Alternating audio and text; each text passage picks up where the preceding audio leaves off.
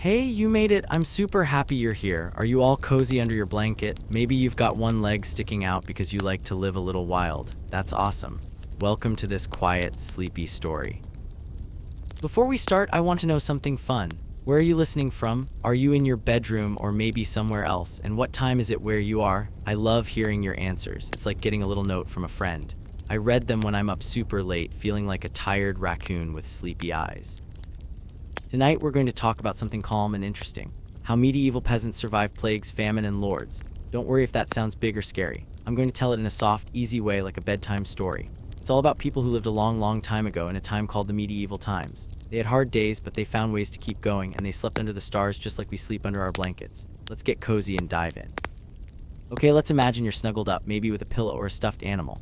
Picture a world way different from ours. No phones, no cars, no electric lights. Just little villages made of mud houses with straw roofs. That's where our story happened. These people were called peasants. They worked hard every day, growing food, taking care of animals, and trying to stay safe.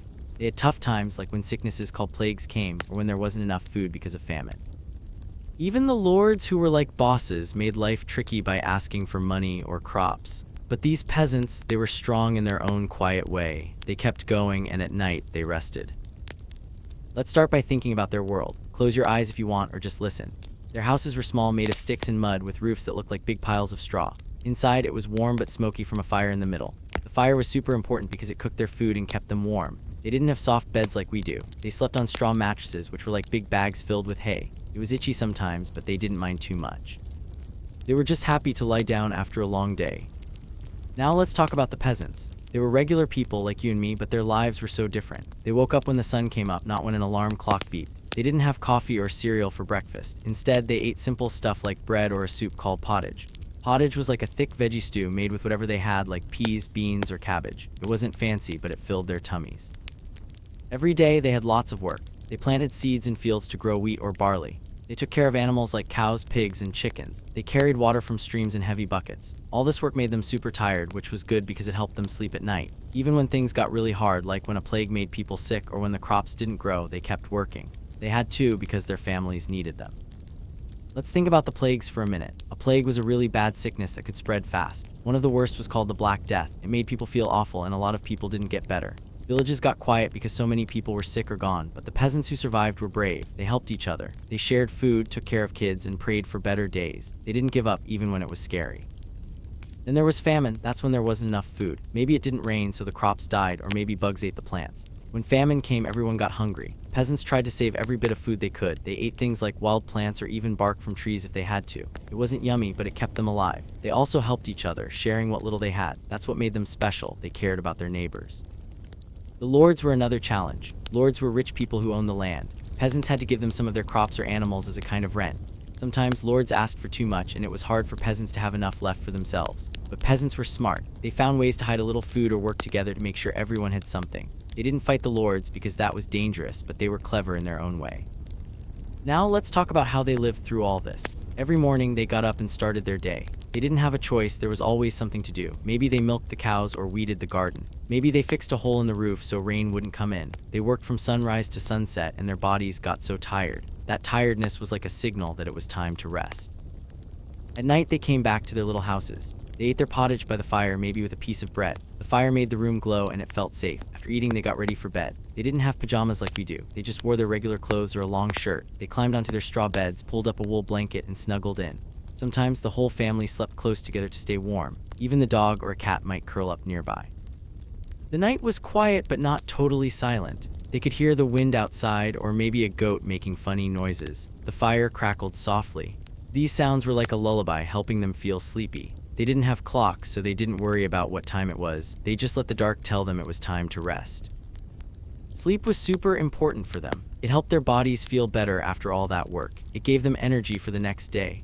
Sometimes they woke up in the middle of the night. That was normal back then. They might talk quietly or just lie there listening to the night. Then they'd fall back asleep until morning. They didn't stress about it like we sometimes do. Let's imagine one peasant named Beatrice. She's made up, but she's like the real people from that time. Beatrice lives in a tiny village with her husband and 2 kids. She's got a big smile even when she's tired. She loves her garden where she grows cabbages and onions. Every day she's busy. She feeds the chickens, carries water, and makes sure her kids aren't chasing the pigs. She's always moving, but she's happy in her own way. When Beatrice hears about a plague, she gets scared, but she doesn't stop. She boils water to keep things clean and prays with her family. When famine comes, she digs up every root she can find and makes soup from it. When the Lord's men come for taxes, she gives them what she must, but she hides a few apples for her kids. Beatrice is tough, even if she doesn't feel like it. At night, Beatrice loves sitting by the fire. She tells her kids stories about talking animals or kind spirits who watch over the village. The kids giggle and it makes her heart warm. When it's time for bed, she tucks them in, then lies down herself. Her bed is lumpy, but it's okay. She pulls her blanket tight and listens to the wind. Soon, she's asleep, dreaming of a big harvest or maybe just a sunny day. Let's think about why their sleep was so good. They didn't have phones or TVs to keep them awake. They didn't have bright lights to trick their brains. Their days were so full of work that their bodies were ready to rest. The dark was like a big hug, telling them it was okay to close their eyes. They didn't worry about being perfect. They just slept because they needed to.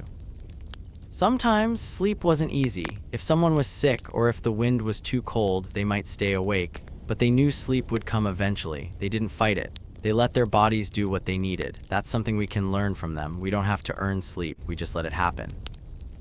Let's picture their nights a little more. Imagine lying on that straw bed. It's a little scratchy, but it's soft in its own way. The blanket is heavy, keeping you warm. You hear the fire pop and the dogs snore. Outside, the stars are bright, like tiny candles in the sky. You feel safe even if the world is hard. You know tomorrow it will come and you'll be ready. Peasants like Beatrice believed in dreams. They thought dreams were messages from God or spirits. If Beatrice dreamed of a river, she might think it meant change was coming. If she dreamed of bread, she'd hope for a good harvest. Dreams were like little stories that made sleep special. They didn't always understand them, but they liked thinking about them. Even when things were bad, they found ways to keep going. If a plague took someone they loved, they cried, but they still worked. If famine made their stomachs growl, they shared what they had. If the Lord was mean, they whispered jokes about him when he wasn't around. They were tough, but they were also kind. They helped each other, and that made life better. Let's talk about their food again because it was so important. They ate simple things, but they loved them. Pottage was their favorite. It was warm and thick, like a hug in a bowl. They might add herbs from the garden to make it taste better. They also ate bread, which was hard and chewy, not soft like ours. Sometimes they had cheese or an egg from the chickens. It wasn't a lot, but it was enough to keep them strong. When they ate at night, it helped them sleep. A full belly made them feel calm. They sat around the fire, eating slowly, talking about the day. Maybe Beatrice would say, "The cow was grumpy today," and her husband would laugh. Those moments were small, but they were happy. They made the hard days feel okay. Let's think about their houses one more time. They were tiny, maybe just one room. The floor was dirt, packed down hard. The walls had cracks, but they stuffed them with straw to keep the wind out. The fire was in the middle, with smoke going up through a hole in the roof. It wasn't fancy, but it was home. They loved it because it was theirs. At night, they did little things to get ready for bed. Beatrice might fold her shawl or check the door to make sure it was closed. She'd stir the fire to keep it going until morning. These were like little habits, the same every night. They made her feel safe, like everything was okay. Sometimes they prayed before bed. They asked for protection from plagues or for rain to help the crops. Their prayers were simple, just a few words. "Please keep us safe," Beatrice might whisper. Then she'd lie down, feeling a little lighter. Let's imagine one night with Beatrice. It's been a hard day. The crops aren't growing well and she's worried. But she's sitting by the fire, eating pottage with her family. Her kids are sleepy, leaning against her. She tells them a story about a clever fox who tricked a grumpy lord. They smile and she feels better. She tucks them in, then climbs into her own bed. The straw crinkles, but it's familiar. She hears the wind and the soft snores of her family. She closes her eyes, and soon she's asleep. That's what life was like for peasants. It was hard, but it was also full of small, good things. They worked, they loved, they slept. They didn't need a lot to be okay. They just needed each other and a place to rest. Let's keep going with this cozy feeling. Imagine you're in Beatrice's village. You're sitting by the fire with her. The room is warm and the pottage smells good. You hear the chickens clucking outside, settling down for the night. Everything is slow and soft. You don't have to worry about anything right now. You can just listen and relax. Peasants like Beatrice had a special kind of strength. They didn't have big houses or fancy clothes. They didn't have machines to make work easy, but they had their hands, their hearts, and their neighbors. When things got tough, they didn't give up. They kept going one day at a time. Let's think about the seasons. In spring, they planted seeds and hoped for rain. In summer, they weeded the fields and watched the crops grow. In fall, they harvested everything they could, storing it for winter. In winter, they stayed inside more, fixing tools or telling stories. Each season had its own work, its own rhythm. It was like a big cycle that never stopped. That cycle helped them sleep too. They knew what to expect. Spring meant new plants. Winter meant cold nights by the fire. They didn't fight the seasons, they worked with them. At night, they let the dark take over, just like they let the sun guide their days. Let's talk about animals, because they were a big part of peasant life. Every family had animals: chickens, pigs, maybe a cow or goat. These animals gave them food like eggs, milk, or meat. But they were also like friends. Beatrice named her chickens things like Fluffy or Speckles. She talked to them while she fed them, and they clucked back. At night, the animals slept close to the house, and their soft noises were part of the lullaby.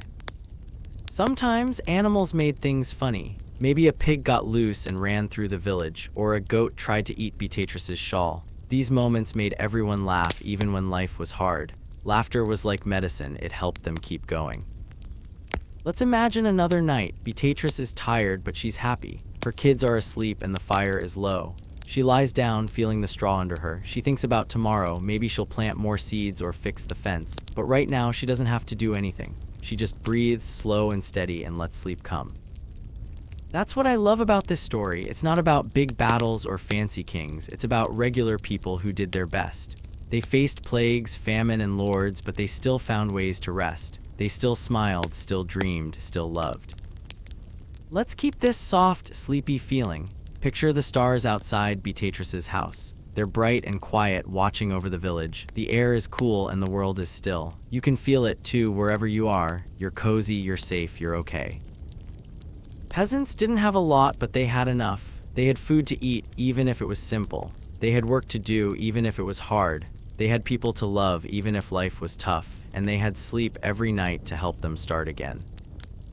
Let's think about their dreams one more time. They believed dreams were special. If Beatrice dreamed of a big tree, she might think it meant strength. If she dreamed of a storm, she might worry about trouble. But even funny dreams, like a dancing pig, made her smile. Dreams were like a little gift from the night. Sometimes they had bad nights. Maybe a kid was sick or the wind was too loud. But they didn't give up. They hugged each other, said a prayer, and waited for sleep. It always came, sooner or later. They trusted it like they trusted the sun to rise. Let's imagine you're there in the village. You're sitting with Beatrice, eating pottage. The fire is warm and the kids are giggling. You feel like part of the family. You don't have to do anything big. You just sit, listen, and let the night wrap around you. That's what this story is about. It's about finding calm in a hard world. It's about resting even when things aren't perfect. It's about knowing you're enough just as you are. Let's end with one last picture. Beatrice is asleep now. Her house is quiet except for the soft crackle of the fire. The stars are out and the village is still. She's dreaming of a sunny field full of flowers. She's smiling in her sleep. You can rest too, wherever you are, whatever time it is, you're okay. This story is here for you like a warm blanket. Close your eyes if you want or just listen. I'm here telling you about these quiet, strong people until you're ready to sleep. Good night. Imagine a world so different from ours. No phones, no cars, no bright lights, just tiny villages made of mud and straw. This was life for medieval peasants a long, long time ago. Their houses were small, built with sticks and mud, with roofs made of straw piled high. The air smelled like dirt and smoke from fires that warmed their homes. The sun told them when to wake up and when to sleep. The seasons, spring, summer, fall, and winter, were like their boss, telling them what work to do. Life was hard. Sicknesses called plagues could come and make people very sick. Sometimes there wasn't enough food because of famine when crops didn't grow. And lords, who were rich people that owned the land, always wanted a share of what the peasants had. But even with all these tough things, the peasants kept going. They worked, they laughed, they slept. Let's walk into their world nice and slow and see what it was like. These villages were small, maybe just a few houses huddled together. Each house was made of something called wattle and daub. That's when you weave sticks together like a basket and then cover them with mud to make walls. The mud dried hard, but it wasn't fancy. The roofs were straw tied down so the wind wouldn't blow it away. Sometimes rain leaked through, but the peasants didn't complain much. They were used to it. Inside the houses, it was dark and cozy. There was a fire in the middle, burning wood to keep everyone warm. The smoke went up through a hole in the roof, but it still made the air smell smoky. The floor was just dirt, packed down tight. It wasn't soft like a carpet, but it was home. The peasants woke up when the sun came up. They didn't have clocks or alarms. The light creeping through the cracks in the walls was their signal to start the day. They yawned, stretched, and got to work. There was always something to do. In spring, they planted seeds for crops like wheat or barley. In summer, they pulled weeds and hoped for rain. In fall, they picked the crops and stored them for winter. And in winter, they stayed inside more, fixing tools or sewing clothes. The seasons told them what to do, and they listened. They didn't have a choice.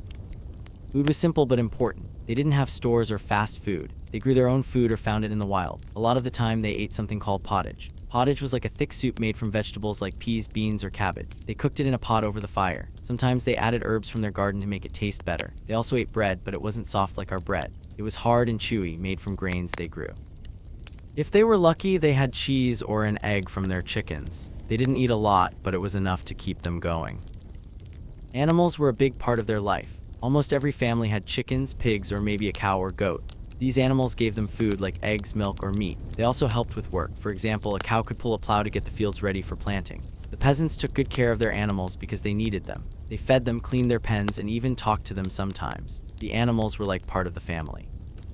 At night, they slept close to the house, and you could hear them snoring or clucking softly. Work was hard and it never stopped. The peasants worked from the time the sun came up until it went down. They plowed fields, carried water, chopped wood, and fixed things that broke.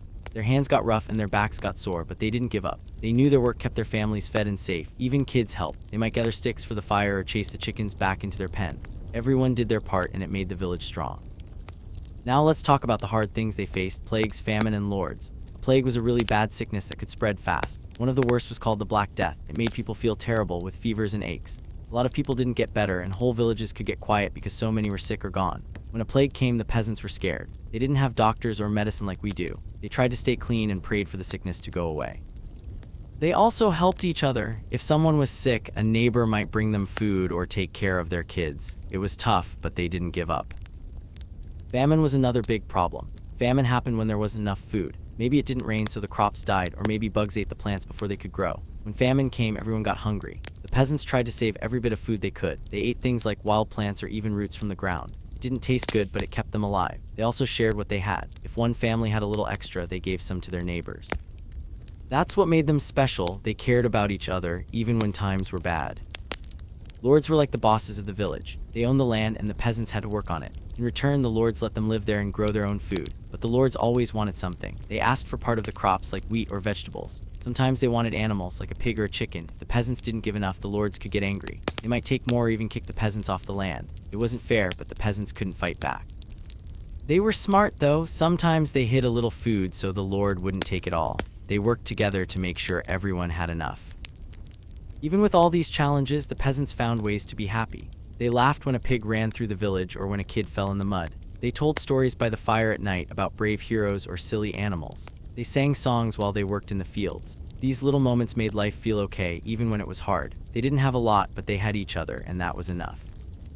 Let's think about their houses a little more. They were small, maybe just one room for the whole family. The walls were made of mud and sticks, and they weren't very strong. If a big storm came, the house might get damaged, but the peasants fixed it with more mud and straw. Inside, there was a fire in the middle with a pot hanging over it for cooking. The smoke made their eyes sting sometimes, but it kept them warm. They didn't have windows like we do, just small holes covered with cloth or wood.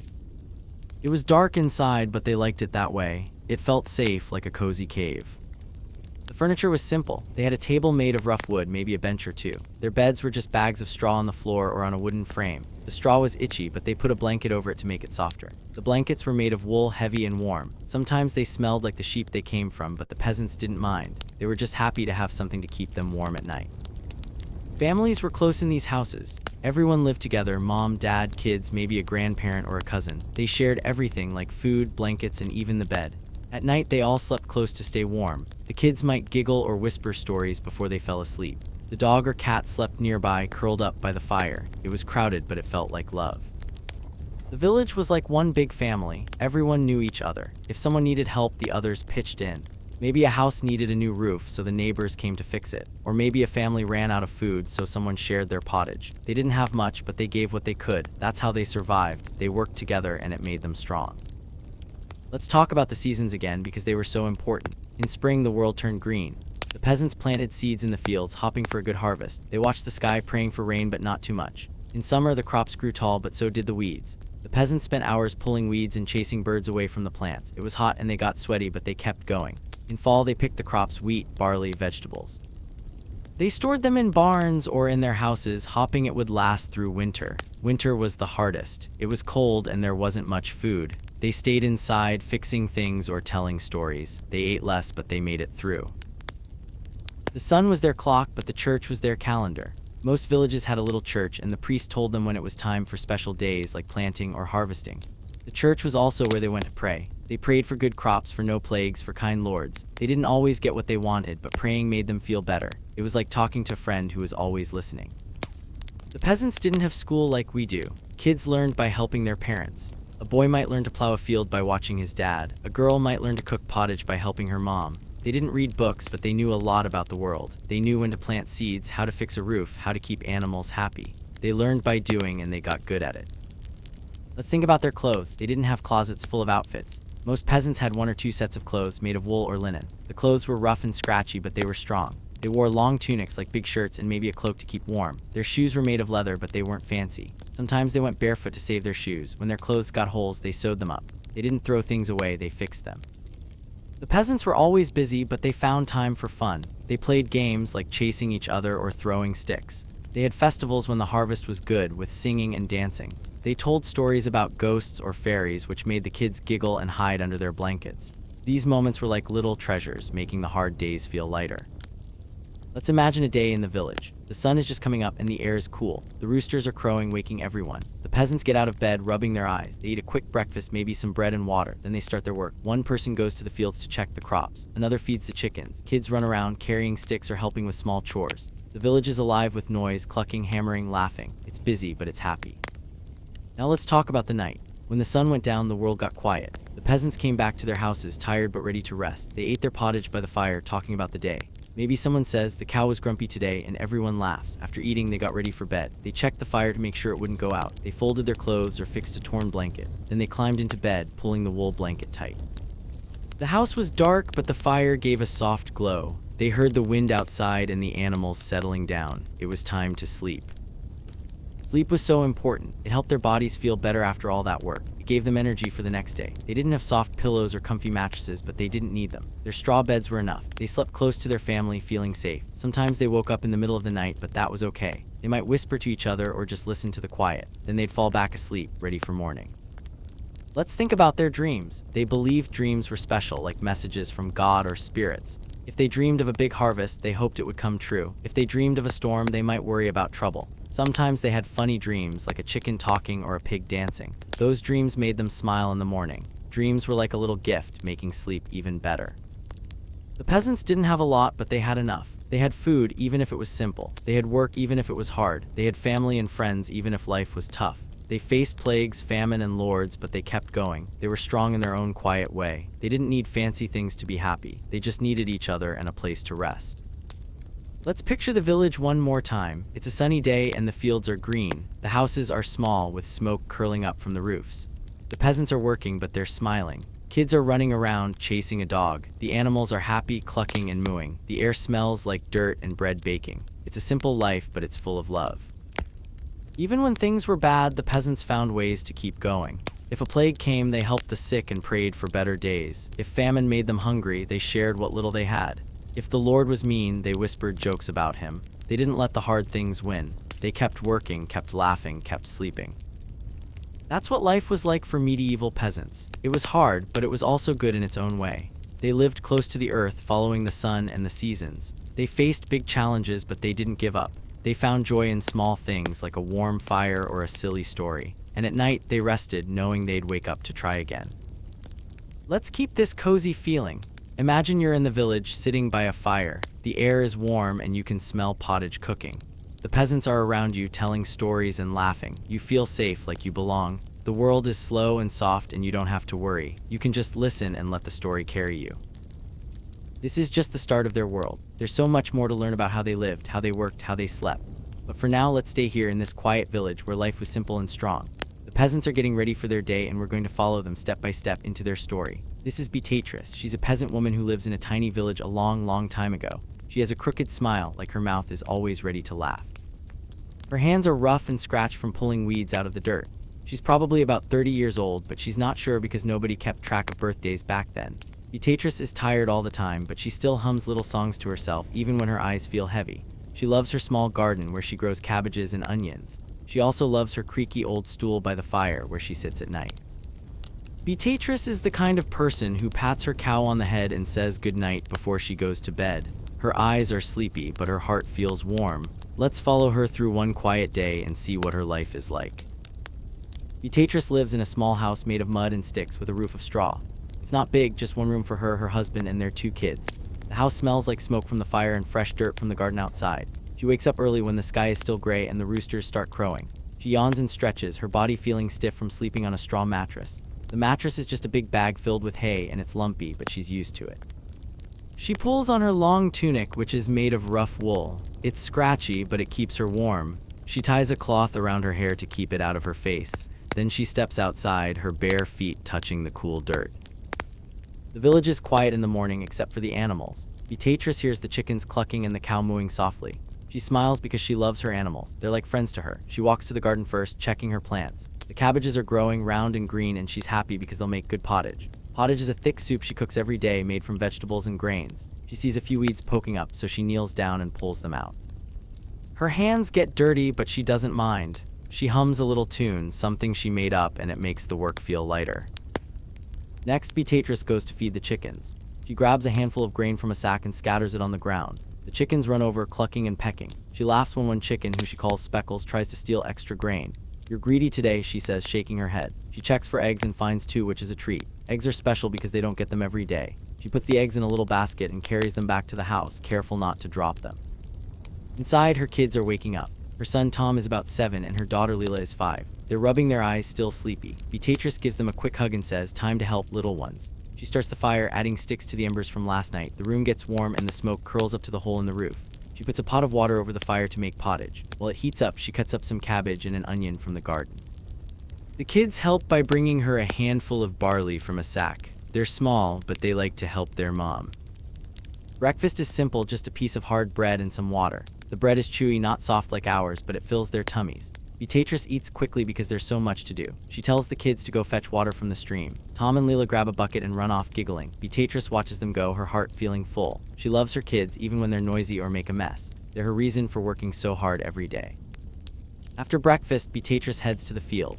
The village shares a big field where they grow wheat and barley. It's her turn to check the crops. She walks along the rows looking for weeds or bugs. The sun is higher now and it's getting warm. She wipes sweat off her forehead and keeps going. The wheat is tall, almost ready to pick, and that makes her happy. A good harvest means more food for winter. She pulls a few weeds and scares away a bird that's pecking at the plants. Her back aches, but she hums her little song and it helps her keep moving. While she's in the field, she thinks about the village. It's small, just a few houses and a little church. Everyone knows each other and they help when someone needs it. Last week, her neighbor's roof leaked and Beatrice helped patch it with straw. Yesterday, another neighbor shared some cheese because they had extra. That's how the village works, they share and care. It's not easy, but it makes life better. Beatrice also thinks about the hard things. A few years ago, a plague came through. It was a bad sickness that made people very sick. Some didn't get better and the village felt empty for a while. Beatrice was scared, but she kept her family clean and prayed every night. They made it through and she's thankful. Then there's famine when food runs out. Last year, the crops didn't grow well because it was too dry. Everyone was hungry, but they shared what they had. Beatrice ate less so her kids could have more. It was tough, but they survived. The lords are another worry. The lord owns the land and he wants part of everything, crops, animals, even eggs sometimes. Beatrice doesn't like it, but she has to give what he asks. Last month, the lord's men came and took half their wheat. It wasn't fair, but she didn't argue. She hid a few vegetables in the garden so her family would have enough. She's smart like that, always finding ways to keep going. By noon, Beatrice is tired. Her hands are sore and her feet hurt from walking. She heads back to the house for a quick break. The kids are there, playing with a stick and a stone, pretending it's a game. She smiles and sits on her creaky stool by the fire. The pottage is ready, so she scoops them into wooden bowls. The kids sit close and they eat together. The pottage is warm and thick, with a good taste from the herbs. Beatrice feels her body relax a little. Eating by the fire with her kids makes her happy, even if the day is long. After lunch, it's time for more work. Beatrice needs to carry water from the stream. She grabs 2 buckets and walks to the water. The stream is clear and cold and she fills the buckets to the top. They're heavy and her arms ache as she carries them back. She spills a little, but she doesn't worry. There's always more water. She uses the water to cook, clean, and give to the animals. Water is important and she's careful not to waste it. Next, she checks on the cow, who she calls Daisy. Daisy is in a small pen near the house. Beatrice pats her head and says, "Good girl." She gives Daisy some hay and checks her water. Daisy moves softly and Beatrice smiles. She loves her cow because Daisy gives milk sometimes, which is a treat for the kids. She makes sure the pen is clean and the gate is shut tight. She doesn't want Daisy wandering off. The afternoon is busy. Beatrice weaves a basket from straw to hold vegetables. She's good at it, her fingers moving fast even though they're rough. She hums her song and it makes the work feel easy. When the basket is done, she puts some spied from her garden. The kids are playing nearby, chasing each other. Beatrice watches them, feeling proud. They're growing fast, and she hopes they'll have a good life. As the sun starts to set, Beatrice gets ready for the night. She brings the animals into their pens and checks the garden one last time. The cabbages are still growing, and she's thankful. She heads inside and stirs the fire, adding more wood. The room gets warm, and the kids come in tired from playing. They eat pottage again, sitting close to the fire. Beatrice tells them a story about a clever rabbit who tricked a fox. The kids laugh, and she feels warm inside, even though her body is tired. After dinner, Beatrice gets ready for bed. She folds her shawl and checks the door to make sure it's closed. She sprinkles some herbs near the fire, hoping they'll keep bad things away. The kids climb onto their straw mattress, pulling a wool blanket over them. Beatrice pats the cow goodnight through the pen's fence, then joins her family. She lies down, the straw crinkling under her. The house is quiet, except for the fire's soft crackle and the kids breathing. She hums her little song, softer now, and her eyes get heavy. Beatrice thinks about her day. It was hard, but it was good. She worked, she laughed, she loved her family. The village is tough sometimes, with plagues, famine, and lords, but she's strong. She helps her neighbors, and they help her. She doesn't have much, but she has enough: a garden, a cow, a fire, and her kids. She feels safe in her little house, even if it's just mud and straw. As she drifts off, Beatrice hears the wind outside and the cow shifting in her pen. The village is still, and the stars are out. She dreams of a big harvest with fields full of wheat. Her crooked smile stays even in sleep. Tomorrow will be another day, but for now she rests, warm and cozy, knowing she's done her best. This is Beatrice's life, simple, hard, and full of love. She's just one peasant, but she's special in her own way. Her humming, her garden, her creaky stool, they're all part of her story. And as we leave her sleeping, we know she'll wake up tomorrow ready to do it all again. The morning begins with a loud crow from the rooster. Beatrice opens her eyes, still sleepy. The sky outside is soft gray like a fuzzy blanket. She yawns big and stretches her arms, feeling her body wake up. Her bed is just a bag of straw, and it crinkles as she moves. She shuffles to the door, her bare feet touching the cold dirt floor. The air outside is chilly, and when she breathes, little puffs of cloud come out of her mouth. She smiles because it's like she's making tiny clouds. Beatrice looks around her small village, ready to start her day. She checks her garden first, happy to see her cabbages still growing, even though famine makes food hard to grow. One carrot looks funny, all crooked and small. She chuckles and says, "You're trying, aren't you?" The village is waking up now, with soft noises of animals and people. Beatrice is already thinking about her chores, but she's not in a rush. Let's follow her through this quiet morning and see what she does. Beatrice's house is small, made of mud and sticks with a straw roof. It's cozy inside, even if it's simple. The fire from last night is just embers now, glowing soft red. She steps outside and feels the cool air on her face. Her tunic, a long shirt made of wool, keeps her warm, but it's scratchy. She doesn't mind. She ties a cloth around her hair to keep it out of her eyes. The village is a cluster of houses like hers, all closed together. She hears the chickens clucking and the cow, Daisy, mooing softly. The roosters are loud, telling everyone it's time to get up. Beatrice loves this time of day. It's quiet and the world feels new. Her first stop is the garden, just a small patch of dirt next to her house. She grows cabbages, onions, and carrots there. Food is hard to find because of famine when crops don't grow well. She's thankful her cabbages are still green and round. She kneels down, her knees sinking into the dirt, and checks for weeds. There's one poking up, so she pulls it out with her rough hands. The carrot she laughed at is still there, small and twisted. She pats the dirt around teenagers it, like she's cheering it on. "Keep growing, little one," she whispers. She looks at the sky, hoping for rain, but not too much. Rain helps plants grow, but too much can ruin them. Beatrice hums a little song, something she made up, and it makes her feel calm. Next, she heads to the chicken pen. Her chickens are already awake, scratching the ground. She has 5 chickens, and she knows them all. There's Speckles, who's brown with white dots, and Fluffy, who's extra soft. She grabs a handful of grain from a sack and tosses it to them. The chickens run over, clucking and pecking. Speckles tries to grab more than her share, and Beatrice laughs. "Share with your friends," she said. She checks the nests and finds one egg, small but perfect. She puts it in her basket, careful not to break it. Eggs are special, and she might use it for supper. She makes sure the chickens have water, then closes the pen gate tight. She doesn't want them running off. Back at the house, her kids are waking up. Tom is 7 and Leela is 5. They're still in bed, rubbing their eyes. Beatrice smiles and says, "Good morning, sleepyheads." She gives them a quick hug, her hands smelling like dirt and grain. The kids giggle and climb out of their straw bed. Beatrice starts the fire, adding sticks to the embers. The flames grow and the room gets warm. Smoke curls up to the hole in the roof, but some stays inside, making her eyes sting a little. She doesn't mind, it's part of life. She puts a pot of water over the fire to make pottage, a thick soup they eat every day. While it heats, she cuts up a cabbage and an onion from the garden. The kids help by bringing her a handful of barley, a grain that makes the pottage thick. Tom drops a few grains and Leela laughs. Beatrice just smiles and says, "Good job, both of you." She loves how her kids help, even if they're small. The pottage starts to bubble and the smell fills the house. It's not fancy, but it's warm and good. For breakfast, they eat a piece of hard bread and drink water. The bread is tough to chew, but it's what they have. Beatrice eats fast because she has a lot to do. She tells the kids to fetch water from the stream. Tom grabs a bucket and Leela follows him, skipping. Beatrice watches them go, feeling happy. Her kids are her world and she works hard to keep them safe and fed. She thinks about the famine and how hard it is to grow food. She's thankful for her garden and her chickens, even if it's not much. Now it's time to check the cow, Daisy. Beatrice walks to the pen near the house. Daisy is big and brown with soft eyes. Beatrice pats her head and says, "Morning, Daisy." She gives her some hay and checks her water. Daisy moos and Beatrice smiles. She loves her cow because Daisy gives milk sometimes, which the kids drink. She makes sure the pen is clean and the gate is shut. Daisy is important and Beatrice wants her to stay happy. The village is getting busier now. Beatrice hears her neighbors moving around. Someone's chopping wood and another person is calling to their pigs. The kids are back with the water, splashing a little as they walk. Beatrice takes the bucket and pours some into a clay jug. She uses the rest to wash a few bowls. Water is heavy to carry, but she's strong from doing it every day. She thinks about her chores, feeding the animals, working in the field, fixing a basket, and cooking supper. It's a lot, but she takes it one step at a time. Beatrice decides to check the field next. The village shares a big field where they grow wheat and barley. It's her turn to look for weeds or bugs. She walks along a path, her feet kicking up dust. The sun is up now and it's getting warmer. She wipes her face with her sleeve and keeps going. The wheat is tall, almost ready to pick. That makes her happy because a good harvest means more food for winter. She sees a weed and pulls it out, her hands quick and sure. A bird lands on the wheat, trying to eat the grains. Beatrice claps her hands to scare it away. She hums her song and it keeps her moving.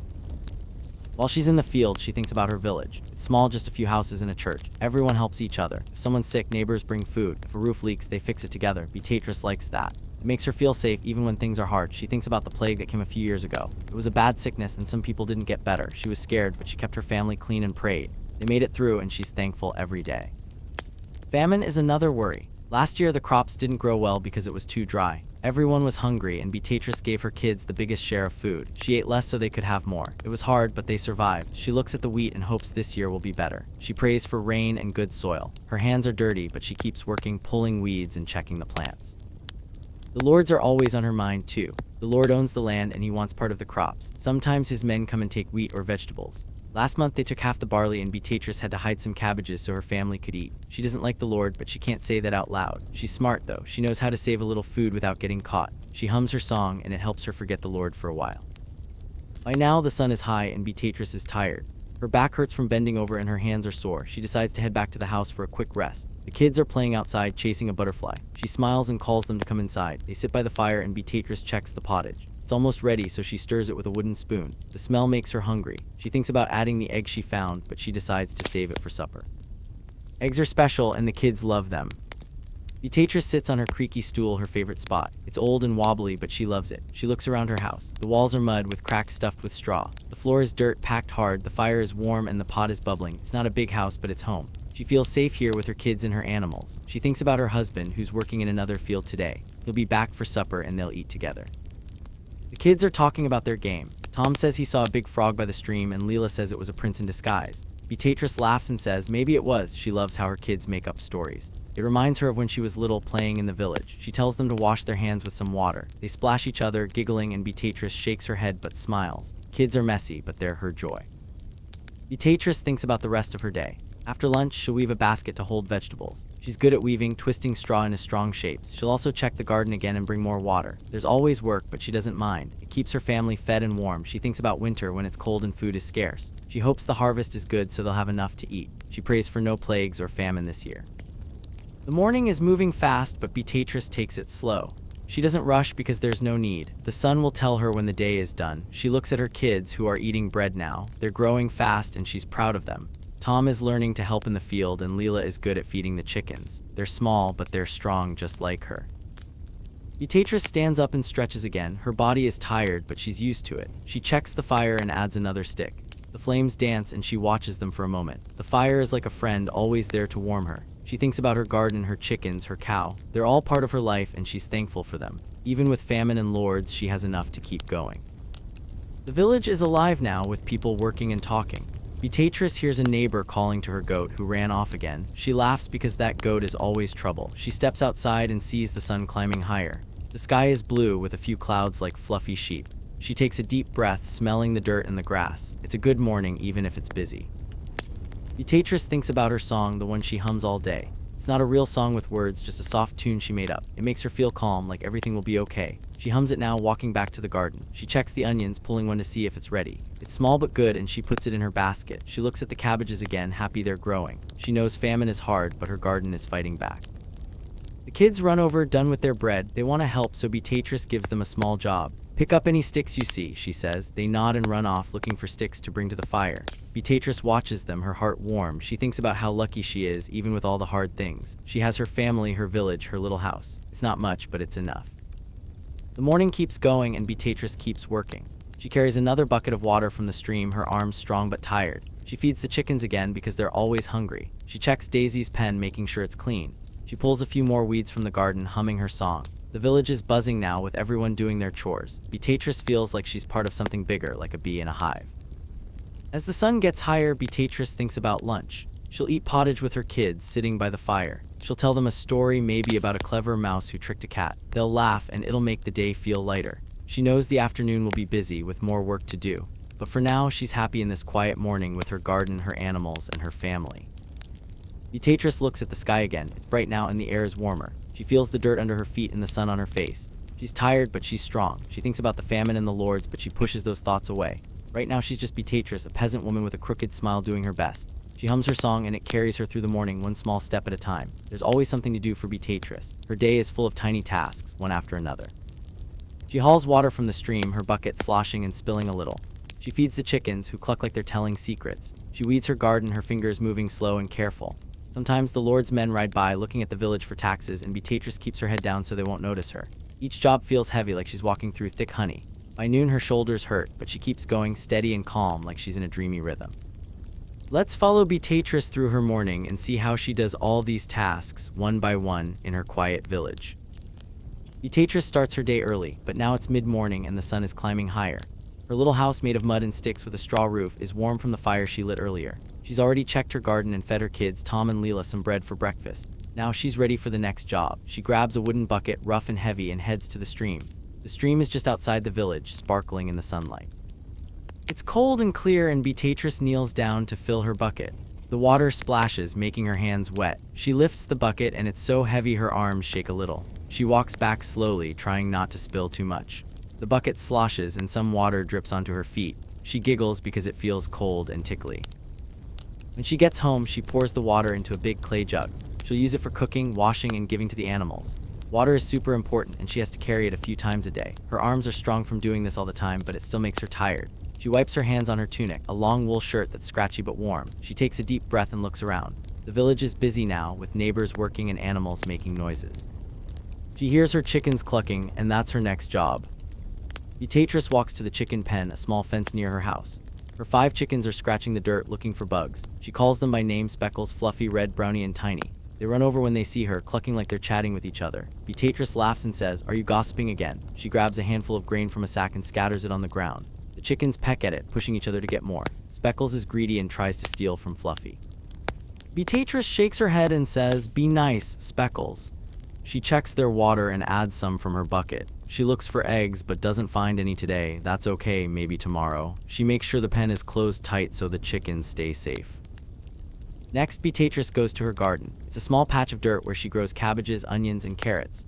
Food is hard to grow because of famine when crops don't get enough rain. She's happy her plants are still alive. She kneels down, her knees sinking into the soft dirt, and looks for weeds. Weeds are bad because they steal water from her plants. She finds a few and pulls them out, her fingers slow and careful so she doesn't hurt the good plants. Her hands get dirty and her nails are full of soil, but she doesn't care. She hums a little song, one she made up, and it makes the work feel easier. She sees a tiny cabbage starting to grow and she smiles. "You're doing great," she whispers to it like it's a friend. While she's weeding, she hears horses. It's the Lord's men riding through the village. They work for the Lord who owns all the land. They come to check on the village and take taxes like crops or animals. Beatrice keeps her head down, pretending to focus on her garden. She doesn't want them to talk to her. Last time they took half her barley and it made winter harder. She waits until their horses pass, their hooves making dust fly. When they're gone, she lets out a big breath. She's safe for now, but she knows they'll be back. She hums her song again, softer this time, and keeps weeding. The sun is getting hot and Beatrice's back hurts from bending over. She stands up and stretches, her hands on her hips. She looks at the sky, blue with a few fluffy clouds. She hopes for rain soon, but not today. She has too much to do outside. She wipes sweat off her forehead and heads back to the house. Her kids are playing nearby, throwing a stick to each other. She calls Tom. Lila, stay close. They wave and keep playing. Beatrice smiles. Her kids make her happy even when she's tired. Inside, she checks the fire. It's still burning, but it needs more wood. She grabs a few sticks from a pile and adds them. The flames grow and the room feels cozy. She stirs the pottage, a thick soup cooking in a pot over the fire. It's made of cabbage, barley, and herbs. The smell is warm and good, and it makes her tummy rumble. She'll eat soon, but not yet. There's more to do. She looks around her house. The walls are mud with straw stuffed in the cracks. The floor is dirt, hard and smooth. It's not fancy, but it's home. Beatrice's next task is to check on Daisy, her cow. She walks to the pen, a small fence near the house. Daisy is big and brown with soft eyes. Beatrice pats her head and says, "Hello, Daisy." She gives her some hay and checks her water. Daisy moos and Beatrice smiles. She loves her cow because Daisy gives milk sometimes, which is a treat for the kids. She makes sure the pen is clean and the gate is shut. Daisy is important, and Beatrice wants her to be happy. After that, she decides to fix a basket. She uses baskets to hold vegetables or grain. One of her baskets has a hole, so she sits on her creaky stool by the fire and gets to work. She takes some straw and weaves it into the hole, her fingers quick and careful. She's good at this, and it feels nice to sit for a bit. Her shoulders hurt from carrying water and her hands are sore from weeding. But weaving is calm, and she hums her song while she works. The kids come in curious and watch her. "Can we help?" Lila asks. Beatrice nods and gives them a few straws to hold. They're not great at weaving, but she loves that they try. By now, it's almost noon. Beatrice's body feels heavy, like she's moving through honey. Each task takes energy, and she's done so many already: water, chickens, garden, cow, basket. Her shoulders ache and her feet are tired from walking. But she keeps going because that's what she does. The rhythm of her day, one task at a time, keeps her steady. It's like a slow dance, and she knows the steps by heart. She decides to carry one more bucket of water before lunch. She grabs the bucket and heads back to the stream. The path is dusty and her feet kick up little clouds. The stream is cool and she splashes her face before filling the bucket. The water is heavy and her arms shake as she carries it home. She spills a little, but she doesn't worry. There's always more water. She pours it into the jug and takes a moment to rest. She sits on her stool, closing her eyes for a second. The fire crackles and she hears the kids laughing outside. It's a good sound and it makes her smile. Beatrice thinks about her village while she rests. It's small, just a few houses and a church. Everyone works hard just like her. Her neighbor Mary is probably baking bread right now. Another neighbor John is fixing his fence. They all help each other. Last week, Beatrice shared some onions with Mary when her garden failed. John helped Beatrice carry wood when her pile ran low. That's how they survive, by sharing and caring. It's not easy, but it works. She also thinks about the hard things. Famine makes food scarce and she's always worried about having enough. Last year, the crops didn't grow well and everyone was hungry. Beatrice ate less so her kids could have more. She hid some vegetables from the Lord's men to keep her family fed. The Lord is another problem. He takes so much and it's not fair, but Beatrice is smart. She knows how to save a little without getting caught. She prays for a good harvest this year so famine won't come again. The Lord's men worry her the most. They come too often, taking crops and animals. She keeps her head down when they pass, hoping they won't stop. She thinks about last month when they took her barley. She had to work extra hard to make up for it. She hums her song to push the worry away. The song is soft and simple, and it makes her feel calm, like everything will be okay. Beatrice stands up, ready for the next task. She checks the pottage again. It's ready, so she calls the kids inside. They run in, their faces dirty from playing. She laughs and says, "Wash your hands." They splash water from the jug, giggling. Beatrice scoops pottage into wooden bowls and gives each kid a piece of bread. They sit by the fire, eating slowly. The pottage is warm and fills their tummies. Beatrice eats too, feeling her body relax a little. She tells the kids a quick story about a clever bird who tricked a fox. They laugh, and it makes the heavy morning feel lighter. After lunch, Beatrice knows there's more to do. She'll check the garden again, maybe pull more weeds. She'll carry another bucket of water and feed the chickens. She might fix another basket or clean Daisy's pen. The tasks never stop, but she doesn't mind. They keep her family safe and fed. Her shoulders ache and her hands are rough, but she's strong. She thinks about her kids, her husband, her village. They're why she keeps going, one tiny task at a time. The sun is high now and the village is alive. Beatrice hears a neighbor's goat bleating and someone chopping wood. The kids are back outside, playing with a stick. She steps out and looks at her house. It's small and simple, but it's hers. The garden is growing, the chickens are happy, and Daisy is chewing her hay. Beatrice feels proud, even if she's tired. She hums her song and gets back to work, steady and dreamy like always.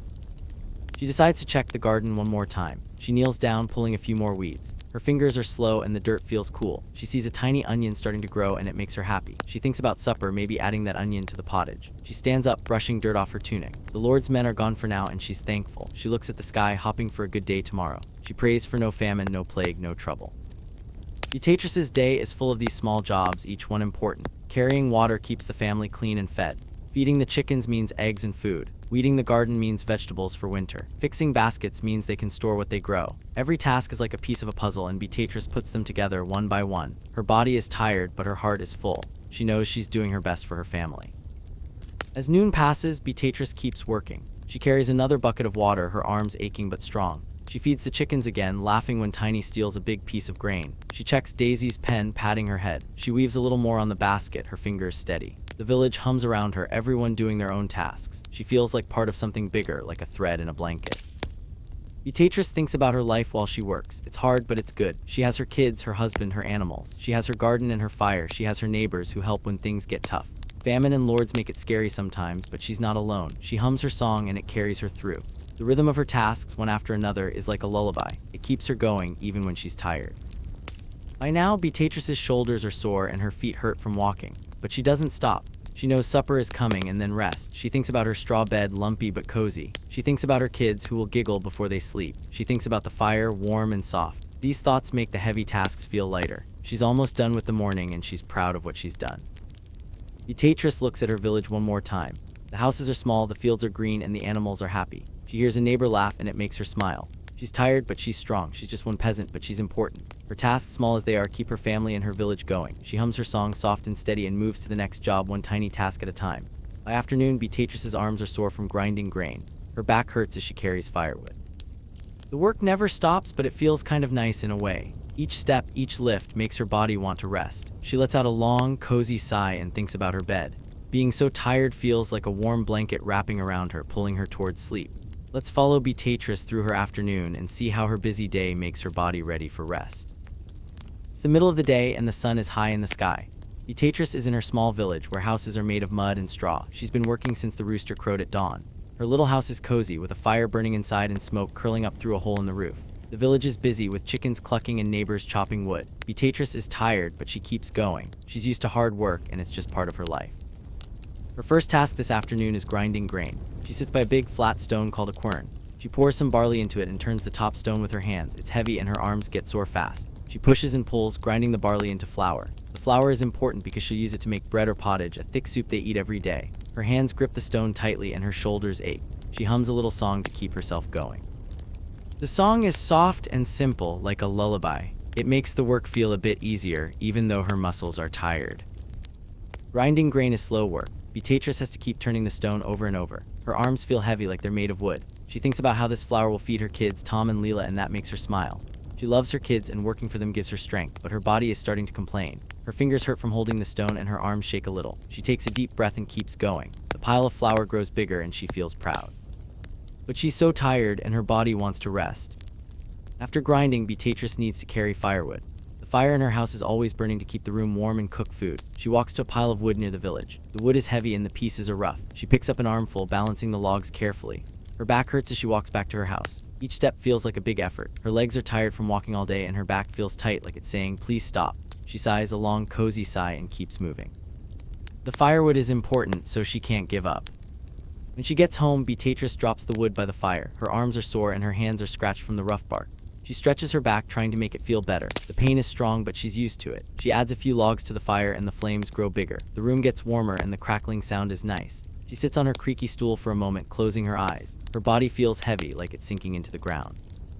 She thinks about her bed, a lumpy straw mattress with a wool blanket. It's not fancy, but it sounds so good right now. Her tiredness is like a warm hug, telling her to rest. But there's more to do. Beatrice stands up even though her body doesn't want to. She needs to check her garden. She grows cabbages, onions, and carrots in a small patch of dirt. Food is hard to find because of famine when crops don't grow well. She walks outside, her feet dragging a little. The sun is hot and her tunic sticks to her skin. She kneels by the garden, her knees sinking into the dirt. Her back hurts even more now, bending over to pull weeds.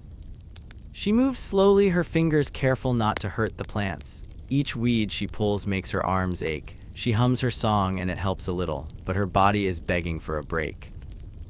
The garden is important, so Beatrice keeps working. She sees a small cabbage growing and it makes her happy. She whispers, good job, little one. But her hands are tired and her back feels like it's going to give up. She stands up, stretching again. Her whole body feels like it's saying enough. She sighs again, long and slow. The tiredness is heavy, but it's also soft, like a blanket pulling her towards sleep. She looks at the sky and thinks about lying down. Her bed is calling her, even though it's not time to rest yet. Next, Beatrice needs to carry water from the stream. She grabs a wooden bucket and walks to the water. Her legs are sore and each step feels slow. The stream is cool and clear, sparkling in the sun. She fills the bucket and it's so heavy. Her arms, already tired from grinding grain, shake as she lifts it. Water sloshes over the edge, splashing her feet. She giggles because it feels cold and funny, but carrying the bucket back is hard. Her back hurts and her shoulders feel like they're burning. She walks slowly, trying not to spill too much. Her body wants to sit down, but she keeps going. When she gets home, she pours the water into a big clay jug.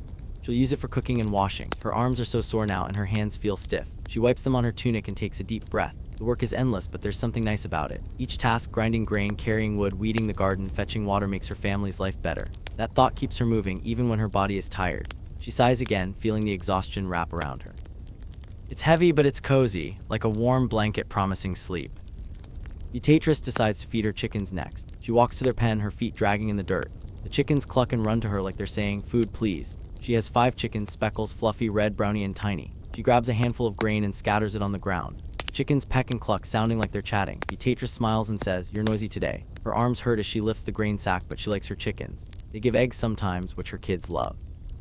She checks their water and adds some from her bucket. Her hands are tired and her back aches when she bends over. She hums her song and it makes the job feel a little lighter. After feeding the chickens, Beatrice needs to check on Daisy, her cow.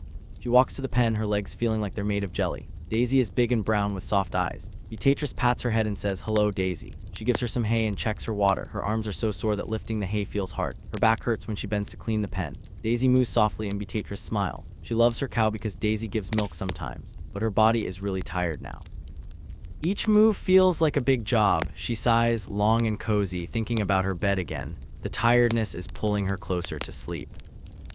Beatrice keeps working, even though her body is complaining. She goes back to the house to stir the pottage. The soup is cooking over the fire and it smells good. She lifts the wooden spoon and her arms shake a little. Her back hurts when she leans over the pot. She stirs slowly, mixing the cabbage and barley. The pottage is warm and thick and it'll fill her family's tummies tonight. She thinks about her kids eating and smiling and it makes her heart happy, but her body is so tired.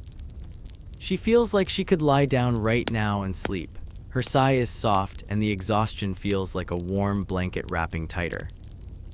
There's still more to do before supper. Beatrice needs to sweep the floor. The floor is dirt, but it gets messy with crumbs and straw. She grabs a broom made of twigs and starts sweeping. Her back hurts with every push and her arms are sore. The broom is light, but it still feels heavy because she's so tired. She moves slowly, making the floor clean. Her legs are tired and her feet hurt from standing all day. She hums her song, but it's quieter now. Her body is begging for rest and each sweep makes her think of her bed. The tiredness is cozy, like a friend saying, "Sleep soon." Beatrice's village is full of people working just like her. She hears a neighbor chopping wood and another calling to their goats. The sounds are soft and familiar, like a lullaby. They make her feel like she's part of something big, but her body doesn't care about that right now. Her arms, her back, her legs, they all want to stop. She sighs again, long and slow. The exhaustion is heavy, but it's also warm, pulling her toward her straw mattress and wool blanket. She pictures lying down, the straw crinkling under her, and it sounds so nice. She decides to do one more task before resting. She needs to fix a basket that has a hole. She sits on her creaky stool, her back aching as she bends forward. She takes some straw and weaves it into the hole. Her fingers are tired and her hands hurt from grinding grain. Weaving is calm, but it's still work. She moves slowly, her eyes feeling heavy. She hums her song and it helps a little. The basket is important for holding vegetables, so she keeps going, but her body is so tired. Each twist of the straw makes her think of sleep. Her sigh is cozy, and the tiredness feels like a warm blanket wrapping even closer. The afternoon is passing and Beatrice's body is ready to rest.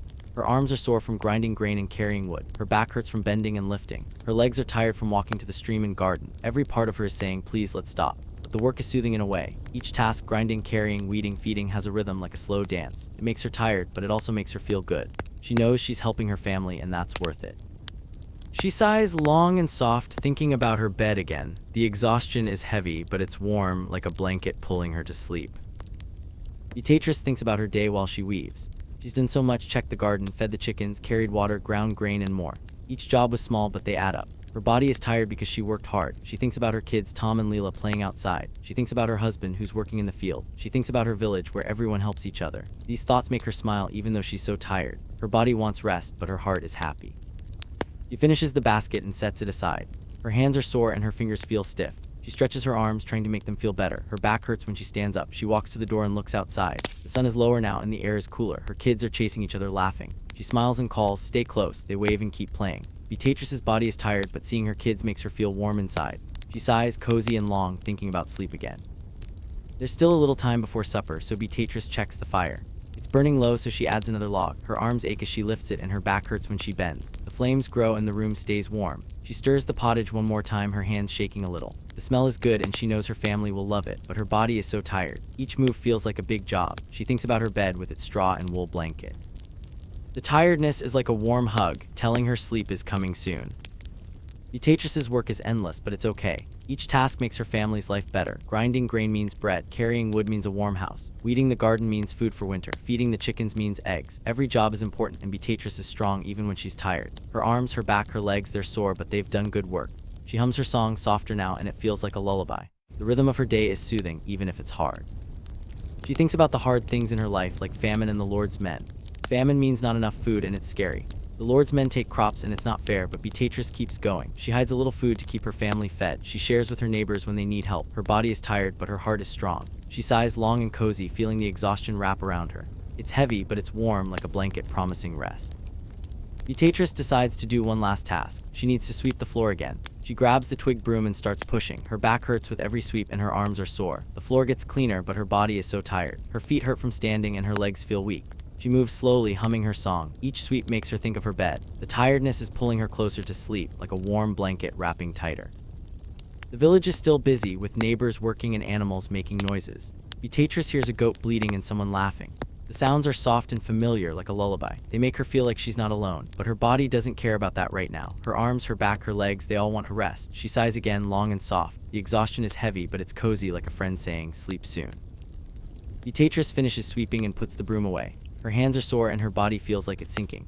She sits on her stool, closing her eyes for a moment. The fire crackles and the pottage smells good. She thinks about her bed with its lumpy straw and warm blanket. It's not fancy, but it's perfect for her tired body. The tiredness is like a warm hug pulling her towards sleep. She hums her song, barely a whisper now. Her body is ready to rest and her heart is happy.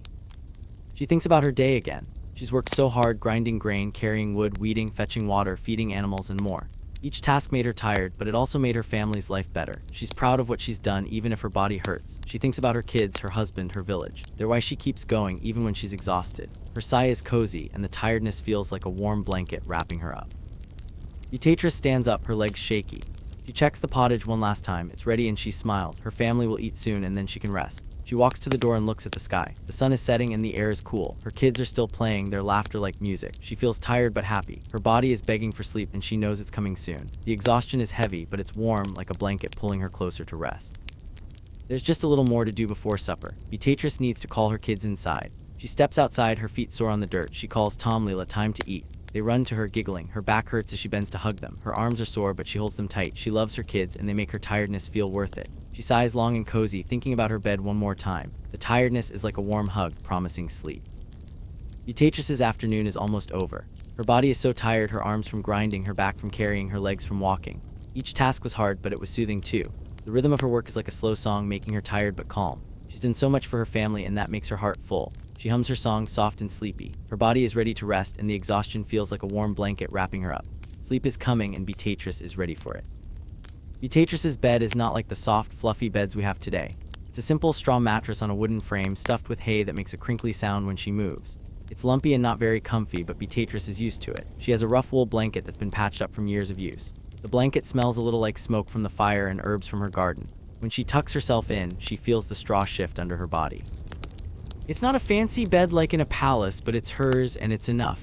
Let's dive into Beatrice's world and learn all about her bed, her cozy nighttime routine, and why this simple setup works for her. Beatrice lives in a small village a long time ago. Her house is made of mud and sticks with a straw roof. It's just one room where she, her husband, and their 2 kids, Tom and Leela, live.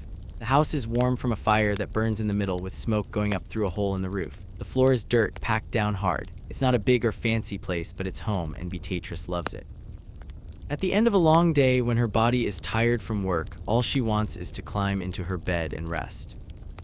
Her bed is in one corner of the room. It's not like our beds with springs and soft mattresses. It's just a wooden frame like a low table with a big bag of straw on top. The straw is dry and pokey, stuffed inside a rough cloth sack. When Beatrice lies down, the straw crinkles and shifts. It's lumpy, so some spots are higher than others. Sometimes a piece of straw pokes through the cloth and tickles her skin, but Beatrice doesn't mind.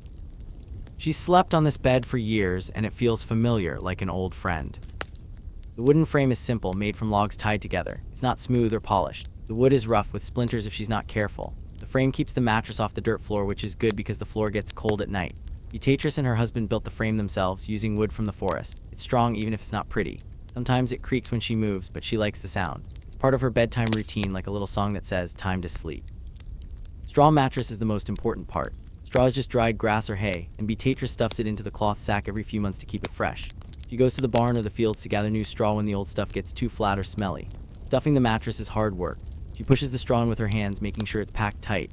Her arms get tired and her hands get scratched, but she knows it's worth it. A fresh mattress feels a little softer, even if it's still lumpy. When she lies down, the straw shifts and molds to her body. It's not perfect, but it holds her up and keeps her warm. Beatrice's blanket is another big part of her bed. It's made of wool, thick and heavy. The wool comes from sheep in the village, and Beatrice helps spin it into thread and weave it into a blanket. It's rough and scratchy, not soft like our blankets. Over the years, it's gotten holes, so she's patched it with bits of old cloth. The patches are messy, but they work. The blanket is big enough to cover her and her husband, and sometimes the kids crawl under it too. It's warm, which is important because nights can be cold, especially in winter.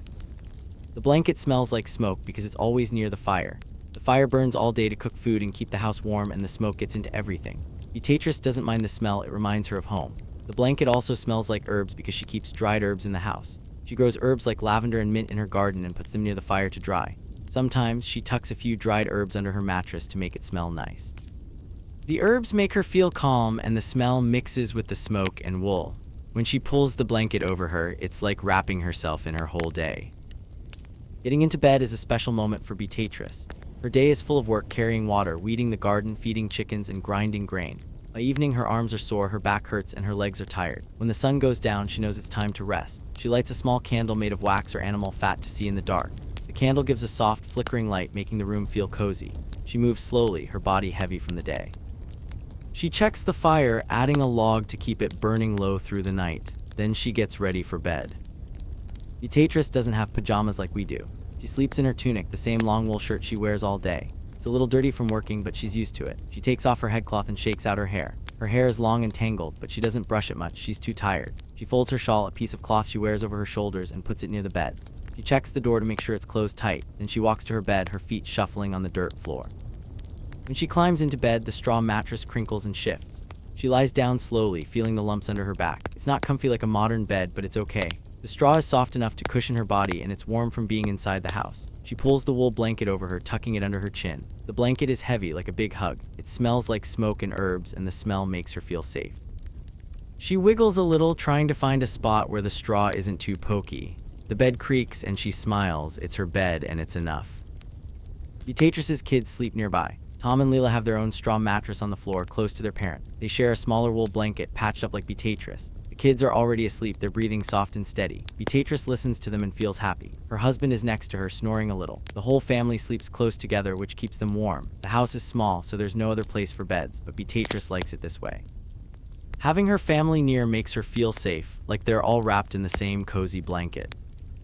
The bed isn't perfect, but it works for Beatrice. It's not soft or fancy, but it holds her up after a long day. The straw mattress is lumpy, but it's better than sleeping on the cold dirt floor. The wool blanket is scratchy, but it keeps her warm. The wooden frame creaks, but it's strong. Beatrice doesn't dream of a palace bed with silk and feathers. She's happy with what she has. Her bed is part of her life, like her garden or her chickens. It's simple, but it's hers. Sometimes the bed has problems. The straw gets flat after a while, so Beatrice has to add more. If she doesn't, the mattress feels hard and the lumps are worse. She tries to fluff it up by shaking the sack, but it's not easy. The straw also gets dusty, and sometimes it makes her sneeze. The wool blanket is heavy, and in summer it can feel too hot. But in winter she's thankful for it because the house gets so cold. The wooden frame is sturdy, but it's old, and sometimes a piece of wood cracks. When that happens, Beatrice and her husband tie it back together with rope. They don't throw things away, they fix them. Beatrice's bed is part of her nighttime routine. After a long day, she loves the moment when she can finally lie down. She works hard, carrying heavy buckets of water, pulling weeds, and taking care of her animals. Her arms get sore, her back aches, and her legs feel like jelly. By evening, her body is begging for rest. When she tucks herself into bed, it's like a reward. The straw crinkles, the blanket wraps around her, and she feels her body relax. She sighs long and cozy, knowing she's done her best for her family. House is quiet at night, but not completely silent. Beatrice hears the fire crackling softly. The wind blows outside, rustling the straw roof. Her kids breathe gently, and her husband snores. The family's dog Scruff sleeps by the door, twitching in his dreams. Sometimes the cow Daisy moves from her pen outside. These sounds are like a lullaby helping Beatrice feel sleepy. The bed with its crinkly straw and heavy blanket makes her feel safe. It's not perfect, but it's just right for her. Beatrice's bed is also a place for dreaming. She believes dreams are special, like messages from God or spirits. When she lies down, she thinks about her day and hopes for good dreams. Maybe she'll dream of a big harvest with fields full of wheat, or maybe she'll dream of her kids laughing in the garden. Sometimes she has funny dreams, like a chicken dancing or a talking cow. The straw mattress and wool blanket keep her warm while she dreams, and the lumps don't bother her. She's too tired to care. The bed is also a place for family. Beatrice loves sleeping close to her kids and husband. If Tom or Leela has a bad dream, they crawl under her blanket and she hugs them tight. The straw mattress is big enough for everyone, even if it's crowded. In winter, they all sleep closer to stay warm. The wool blanket covers them like a big tent, and the smell of smoke and herbs makes them feel cozy. Beatrice likes hearing her family's breathing. It reminds her they're safe and together. Sometimes Beatrice thinks about how her bed is different from others. The Lord who owns the land probably has a fancy bed with feathers and soft cloth, but Beatrice doesn't want that. Her bed is part of her life, made from things she knows: straw from the fields, wool from the sheep, wood from the forest. It's not perfect, but it's honest. It's hers and it works. She doesn't need a palace to feel happy. Her little house with its crinkly bed and patched blanket is enough. The bed also helps Beatrice through hard times. Life in the village isn't easy. There's famine when food is scarce and plagues when people get sick. The Lord's men take crops, making it harder to survive. But at the end of the day, Beatrice has her bed. When she lies down, the straw shifts, the blanket warms her, and her worries feel smaller. The tiredness from her work wraps around her like a cozy hug. She knows tomorrow will be hard, but her bed gives her a place to rest and start again. Beatrice's routine before bed is simple but important. After supper, she eats pottage with her family by the fire. The pottage is warm and fills her tummy. She tells her kids a story, maybe about a clever rabbit or a kind spirit. They laugh and it makes her heart happy. Then she checks the fire, pushing the logs together so it burns low. She folds her shawl and puts it near the bed. She sprinkles a few dried herbs by the fire to keep bad things away. These little steps are like a signal to her body that it's time to sleep. When she finally climbs into bed, the straw mattress feels like a friend. It's lumpy, but it knows her body. She pulls the wool blanket up, tucking it tight. The smell of smoke and herbs is comforting. The bed creaks as she settles in and she smiles. Her kids are asleep nearby and her husband is next to her. The house is quiet, except for the soft sounds of the fire and the wind. Beatrice's body is tired from the day, her arms sore, her back aching, her legs heavy. The bed holds her up and the blanket keeps her warm. She sighs, long and cozy, feeling sleep coming closer. The bed isn't just for sleeping, it's for resting her mind too. Beatrice thinks about her day when she lies down. She thinks about her garden, her chickens, her kids. She worries about famine and the Lord's men, but the bed makes those worries feel far away. The straw mattress and wool blanket are like a safe place where she can let go. She doesn't need to be strong when she's in bed. She can just be Beatrice, tired and ready to rest. Sometimes the bed isn't enough to make her sleep right away. If it's too cold, the blanket doesn't keep her warm. If she's worried about food or sickness, her mind stays awake. But Beatrice knows sleep will come. She listens to the fire crackle and her kids breathe. She smells the smoke and herbs. The straw shifts under her and the blanket feels heavy. These things help her relax and soon her eyes close. The bed isn't perfect, but it always works in the end. Beatrice's bed is part of her village life. Everyone in the village has a bed like hers: straw, wool, and wood. They all work hard and get tired, so their beds are important. When Beatrice talks to her neighbors, they joke about their lumpy mattresses or heavy blankets. They share tips like adding herbs to make the bed smell nice or fluffing the straw to make it softer. The beds are simple, but they're a big part of their lives. They're where they rest, dream, and feel safe. The bed also changes with the seasons. In summer, the straw mattress feels hot and Beatrice uses a thinner blanket. In winter, the house is cold, so she piles on extra wool and stuffs more straw into the mattress for warmth. Sometimes she puts hot stones from the fire under the bed to keep her feet warm. The stones are wrapped in cloth so they don't burn the straw. These little tricks make her bed work better, no matter the weather. Beatrice is smart, and she knows how to make her simple bed feel cozy. Beatrice's bed is also a place for stories. Before she sleeps, she thinks about the stories she told her kids. She might imagine a new one about a talking bird or a magic tree. The straw mattress and wool blanket make her feel like she's in a cozy nest, perfect for dreaming up tales. Sometimes she tells her husband a story and they laugh together. The bed is where they share quiet moments, away from the hard work of the day. The bed isn't just for Beatrice, it's for her whole family. When Tom or Leela get sick, they sleep closer to her and she keeps them warm under the blanket. The house is too cold, they all pile onto the big mattress, sharing the wool blanket. The straw crinkles and the bed creaks, but it holds everyone. Beatrice loves these moments, even if the bed is crowded. The smell of smoke and herbs, the sound of her family's breathing, and the feel of the straw make her feel like everything is okay. Beatrice's bed is also a place to think about the future. When she lies down, she hopes for a good harvest so her family won't be hungry. She prays for no plagues or trouble from the Lord's men. The bed is where she feels safe to dream of better days. The straw mattress and wool blanket are like a shield, keeping her worries away. She knows life is hard, but her bed gives her a place to rest and hope. Sometimes Beatrice laughs about her bed. The straw pokes her and the blanket is heavy. Once a mouse hid in the straw and she had to shoo it out. Her kids thought it was funny and they still talk about the bed mouse. These little moments make the bed special. It's not just a place to sleep, it's part of her family's story. The lumps, the creaks, the smells, they're all part of her life. The bed is also a reminder of how Beatrice lives. She doesn't have much, no fancy clothes, no big house, no soft bed, but she has enough. Her straw mattress, wooden frame, and wool blanket are simple, but they work. They keep her warm, hold her up, and help her sleep. She doesn't need more than that. When she tucks herself in, she feels thankful. Her bed is hers, and it's enough. As Beatrice lies in bed, she feels her body relax.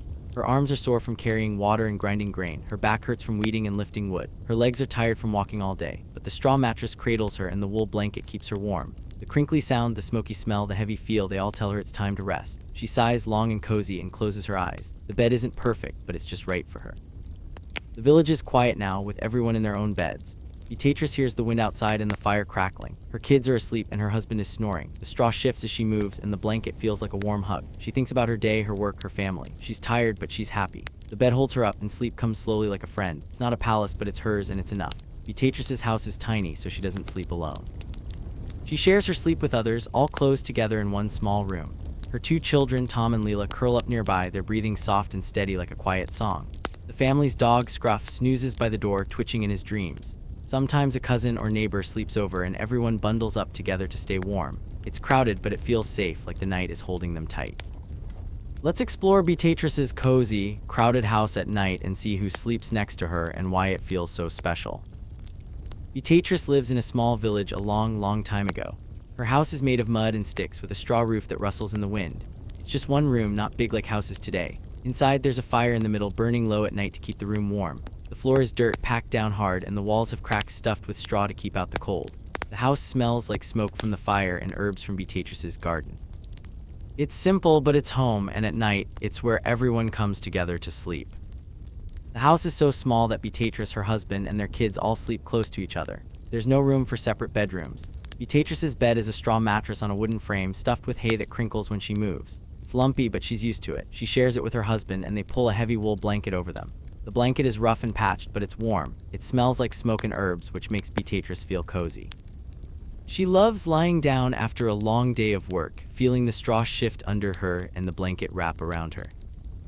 Right next to Beatrice's bed is another straw mattress on the floor. This is where Tom and Leela sleep. Tom is 7 and Leela is 5. They have their own wool blanket, smaller than their parents, but just as patched. At night, they curl up close to each other like two little kittens. Their breathing is soft, in and out, steady and calm. Beatrice listens to it as she falls asleep, and it makes her heart happy. She loves knowing her kids are near, safe, and warm. Sometimes, Tom talks in his sleep, mumbling about frogs or games. Leela might giggle in her dreams, and Beatrice smiles when she hears it. Having her kids so close feels like a warm hug, even when she's tired. Tom and Leela's mattress is just like Beatrice's, stuffed with straw and a bit lumpy. They don't mind the lumps because they're used to them. They wiggle around to find a comfy spot, and their blanket keeps them warm. Sometimes they kick the blanket off in their sleep, and Beatrice gets up to tuck them in again. She moves quietly so she doesn't wake them, pulling the wool over their shoulders. She loves these little moments, even if they make her get out of bed. Her kids are her world, and having them sleep nearby makes her feel like everything is okay. Scruff, the family's dog, sleeps by the door. He's a scruffy little dog with shaggy fur and a wagging tail. During the day, Scruff follows Tom and Leela around, barking at chickens or chasing sticks. At night, he curls up on a pile of straw near the door, his favorite spot. He snoozes with his head on his paws, and sometimes he twitches in his dreams. Beatrice thinks he's dreaming of chasing rabbits or stealing bread. His little snorts and whimpers are funny, and they make the house feel alive. Scruff is part of the family, and having him sleep close makes Beatrice feel safe. If something goes wrong, like a fox sneaking around, Scruff will bark to warn them. Sometimes other people sleep in the house too. Beatrice has a cousin named Anna who lives in another village. When Anna visits, she stays with Beatrice because there's no other place to go. Anna sleeps on a pile of straw near the kids with an extra blanket to keep warm. The house gets even more crowded, but Beatrice doesn't mind. She likes having Anna there, talking and laughing before they sleep. Anna tells stories about her village, and Beatrice shares stories about her garden. They whisper so they don't wake the kids, and it feels like a special time. Having Anna sleep over is like having a friend right next to you, and it makes the night feel cozy. Neighbors sometimes sleep over too. If someone's house gets damaged, like if the roof leaks in a storm, they might stay with Beatrice until it's fixed. Or if a neighbor is sick and needs help, they sleep in Beatrice's house so she can take care of them. Last winter, her neighbor Mary's house got too cold, so Mary and her son stayed for a few nights. They slept on straw near the fire, sharing blankets with Beatrice's family. It was crowded, but it felt good to help.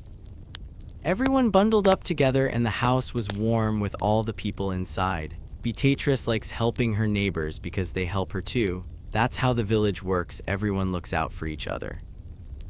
Sleeping so close together is normal for Beatrice. The house is small and nights can be cold, especially in winter. Bundling up with her family and sometimes others keeps everyone warm. The straw mattresses and wool blankets are heavy, and when everyone is tucked in, it's like being wrapped in a big, cozy nest. The smells of smoke and herbs fill the air, and the sounds of breathing, snoring, and Scruff's twitches make a soft nighttime song. Beatrice feels safe with her family around her, like the night itself is holding them tight. At night, the house is quiet but full of little sounds. The fire crackles softly, sending tiny sparks up to the roof. The wind blows outside, making the straw roof rustle. Tom and Leela breathe gently, and Beatrice's husband snores a little. Scruff makes funny noises in his sleep, like he's chasing something. If Anna or a neighbor is there, they might shift on their straw, making it crinkle. These sounds are comforting to Beatrice. They tell her everyone is safe and resting. She listens as she falls asleep, and it's like a lullaby that helps her relax. Having everyone sleep so close also makes Beatrice feel connected. During the day, she's busy with work, carrying water, weeding the garden, feeding her chickens, and grinding grain. She doesn't always have time to talk to her kids or husband. But at night, when they're all together in the small house, she feels close to them. She hears Tom and Leela's breathing and knows they're okay. She feels her husband next to her, warm under the blanket. If Anna or a neighbor is there, she knows they're part of her village family. The crowded house feels like love, and it makes Beatrice's heart full. Sometimes, sleeping so close has funny moments. Tom might roll over and bump into Leela, and she'll grumble in her sleep. Beatrice's husband snores loud, and she nudges him to be quieter. Scruff once dreamed so hard he kicked the door, waking everyone up. They all laughed, even though it was the middle of the night. Anna, when she sleeps over, talks in her sleep about her garden, and Beatrice giggles quietly. These moments make the crowded house feel happy.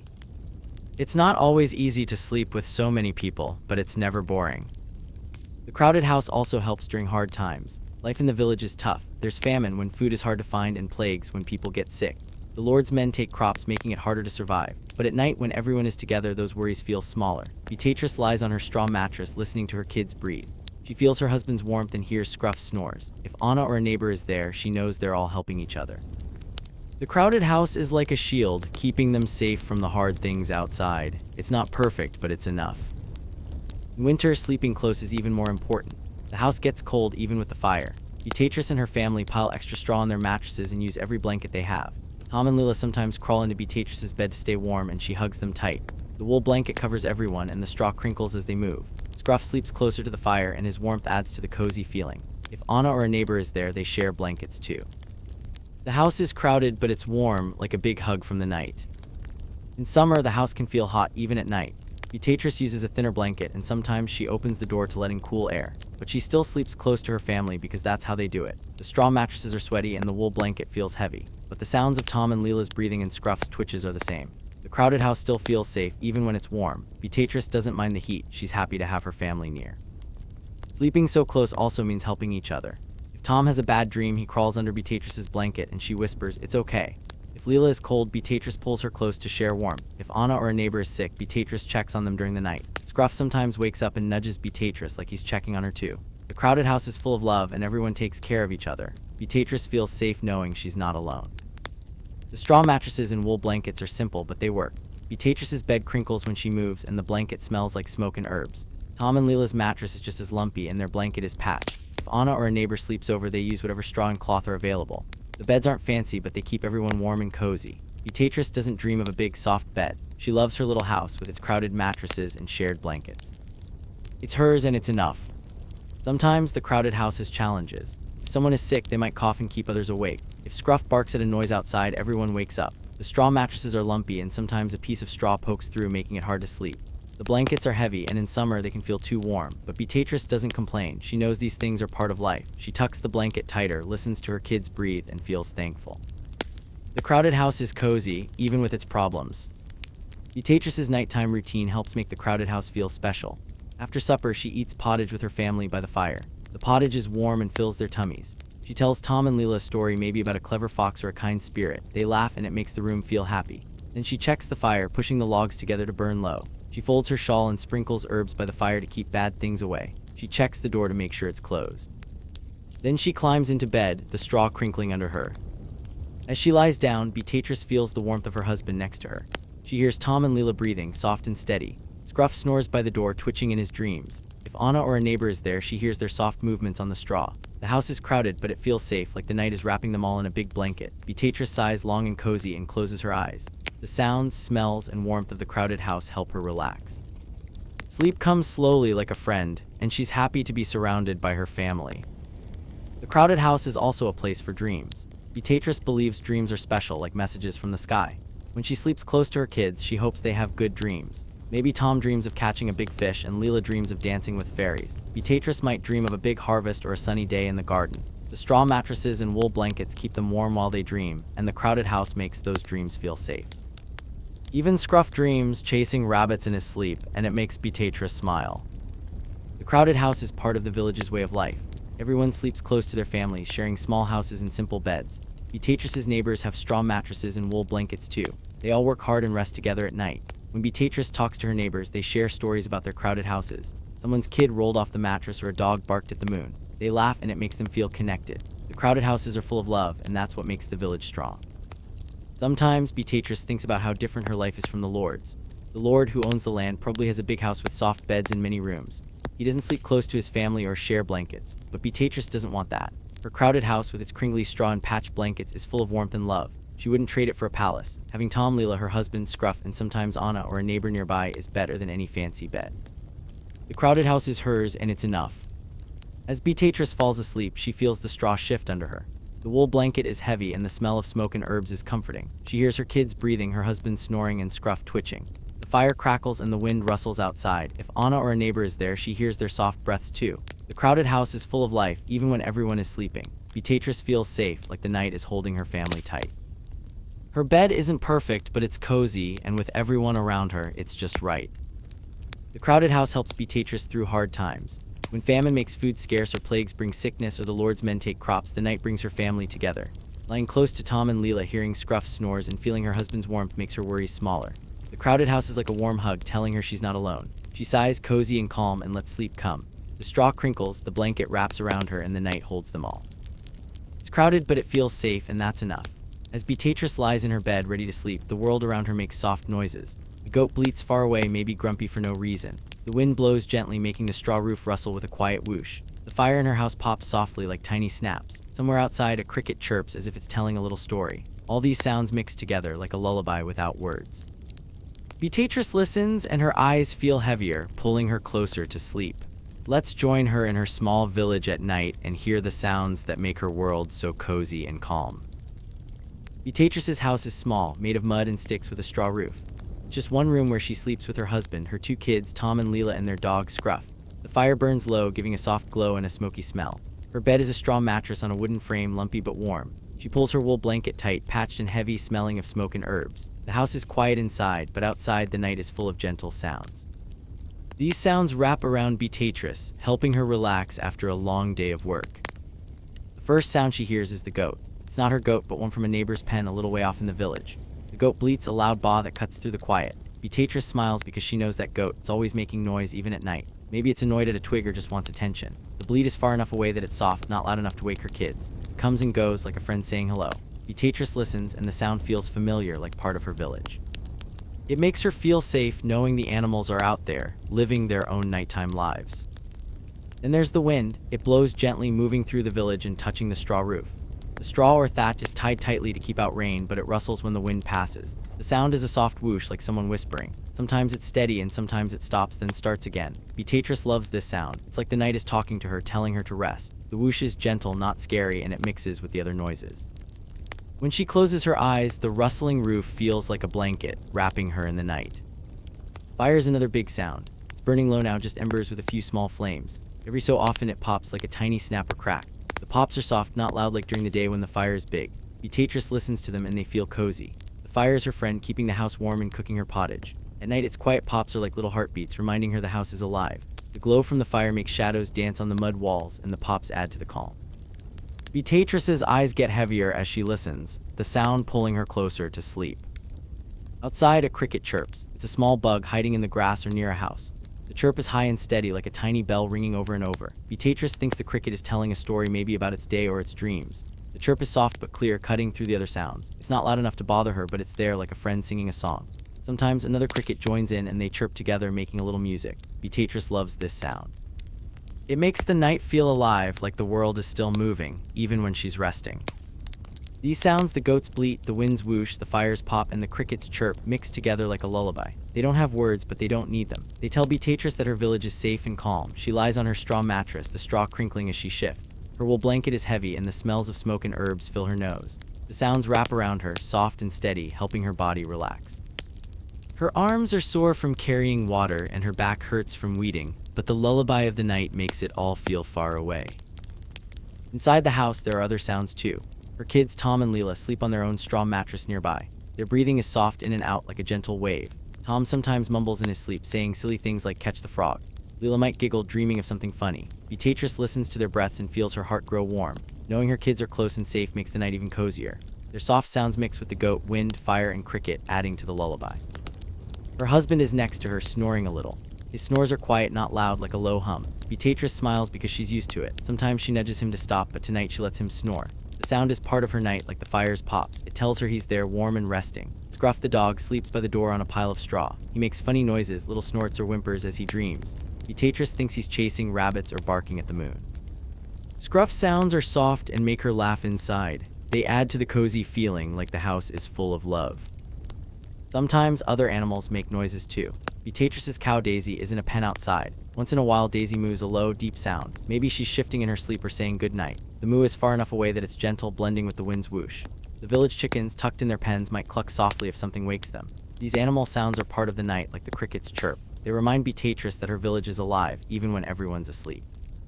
The village itself adds to the lullaby. Beatrice's neighbors are sleeping, but their houses make sounds. A loose piece of straw on a roof might flap in the wind. A neighbor's dog might yip once or twice, answering Scruff's dreams. Someone's gate might creak if the wind pushes it. These sounds are soft and far away, but Beatrice hears them. They tell her the village is resting just like her. The noises weave into the goats' bleat, and the fires pop, making the night feel big but safe. Sometimes there's a special sound, like an owl hooting in the trees. The hoot is low and round, like a soft call. Beatrice loves owls because they're wise in stories. The hoot is rare, but when she hears it, she feels like the night is watching over her. Other times, a fox might bark, a sharp yip that makes Scruff twitch. The fox is far away, so it's not scary. These wild animal sounds add a little magic to the night, mixing with the village noises to make the lullaby even richer. Beatrice's house has its own sounds too. The mud walls don't make noise, but the wooden frame of her bed creaks when she moves. The straw mattress crinkles like dry leaves rustling. The wool blanket shifts with a soft thud when she pulls it tighter. These sounds are close and personal, like the house is talking to her. They mix with the fire's pops and her kids' breathing, making the inside of the house feel cozy. Beatrice listens, and her eyes get heavier. The sounds are like a warm hug, telling her it's okay to sleep. The night sounds help Beatrice through hard times. Life in the village is tough, with famine when food is scarce and plagues when people get sick. The Lord's men take crops, making it harder to survive. But at night, the sounds of the goat, wind, fire, and cricket make those worries feel smaller. They tell her the world is still here, still humming along. Her kids' breathing and Scruff snorts remind her she's not alone. The lullaby of the night wraps around her like her wool blanket, helping her rest. Sometimes the sounds change with the seasons. In winter, the wind is stronger and the whoosh of the straw roof is louder. The fire pops more because Beatrice adds extra logs to keep warm. The animals are quieter, tucked in their pens to stay cozy. The cricket doesn't chirp much in the cold, but the kids' breathing and Scruff snores are the same, warm and steady. In summer, the wind is softer and the cricket chirps louder. The fire is smaller, so the pops are faint. The goat might bleat more, annoyed at the heat. No matter the season, the sounds mix together, making a lullaby that helps Beatrice sleep. The sounds also make Beatrice feel connected to her village. During the day, she's busy with work, carrying water, weeding the garden, feeding chickens. She doesn't always talk to her neighbors, but at night, the sounds of their goats, dogs, and creaking gates tell her they're there. The cricket chirping and the owl hooting remind her the world is bigger than her house. The fires, pops, and her family's breathing keep her close to home. All these sounds weave together like threads in a blanket, making her feel part of something special. Sometimes the sounds are funny. The goat's bleat might come at a silly time, like it's arguing with the wind. Scruff's dream whimpers sound like he's talking to a squirrel. Tom's sleep mumbles are so strange, like give the cow a hat, that Beatrice giggles quietly. These funny sounds make the night feel happy even if she's tired. They're like little gifts, making the lullaby more than just noise. Beatrice listens, and her heart feels light as her eyes close. The sounds also help Beatrice dream. She believes dreams are special, like messages from the sky. As she listens to the crickets chirp, she might dream of a sunny field. The fire's pop might spark a dream of a warm harvest. The goat's bleat could turn into a story about a talking animal. The wind's whoosh might carry her to a dream of flying. The sounds weave into her dreams, making them soft and gentle. Her straw mattress crinkles, and her wool blanket keeps her warm while she dreams. The lullaby of the night helps her sleep deeply, even after a hard day. Beatrice's nighttime routine makes the sounds even more special. After supper, she eats pottage with her family by the fire. She tells Tom and Leela a story, maybe about a clever bird. They laugh and the house feels happy. Then she checks the fire, pushing the logs to burn low. She folds her shawl and sprinkles herbs by the fire to keep bad things away. She climbs into bed, the straw crinkling under her. As she lies down, the sounds of the night start to stand out: the goat, the wind, the fire, the cricket. They mix with her kids' breathing and Scruff snores, creating a lullaby that pulls her towards sleep. The sounds are also a reminder of her village's life. Everyone in the village hears similar noises at night. Her neighbors listen to the same wind rustling their straw roofs. They hear the same goats bleating and crickets chirping. Their fires pop and their families breathe softly. When Beatrice talks to her neighbors, they share stories about the night sounds. Someone's dog barked at an owl, or a cricket got inside and chirped all night. They laugh and it makes them feel close. The sounds are part of their shared life, like the work they do during the day. Sometimes the sounds aren't all gentle. A big gust of wind might make the roof rattle, louder than the usual whoosh. A dog in the village might bark if a fox is near, waking Scruff. The fire might pop loudly if a log shifts. These noises can startle Beatrice, but they don't scare her. She knows they're part of the night. She listens to her kids, steady breathing, and pulls her blanket tighter. The lullaby of the night comes back, soft and calm, and her eyes get heavy again. The sounds also change with the weather. On a rainy night, the straw roof makes a different noise, like a soft patter as drops fall. The wind is quieter, but the air feels wet. The fire hisses if a drop gets through the roof. The goat might bleat less, staying dry in its pen. The cricket hides so its chirp is faint. But the kids' breathing and Scruff snores stay the same, warm and cozy. Beatrice loves rainy nights because the sounds are softer, like the night is whispering. They make her bed feel even more like a safe nest. On clear nights, the sounds are sharper. The wind's whoosh is crisp and the cricket's chirp is loud. The goat's bleat carries farther and the fire's pops are clear. Beatrice might peek outside and see stars bright like tiny candles. The sounds make her feel like the world is big and beautiful. She lies back down, the straw crinkling, and listens. The lullaby of the night is strong, pulling her towards sleep. Her eyes close and she feels safe, like the stars are watching over her. The sounds also help Beatrice through tough times. Famine makes food hard to find and plagues bring sickness. The Lord's men take crops, leaving less for the village. But at night, the sounds of the goat, wind, fire, and cricket are always there. They tell her the world keeps going no matter what. Her kids' breathing and Scruff snores remind her she has her family. The lullaby of the night is like a promise that tomorrow will come. Beatrice listens and her worries feel smaller. Her bed, with its crinkly straw and heavy blanket, holds her tight as she drifts off.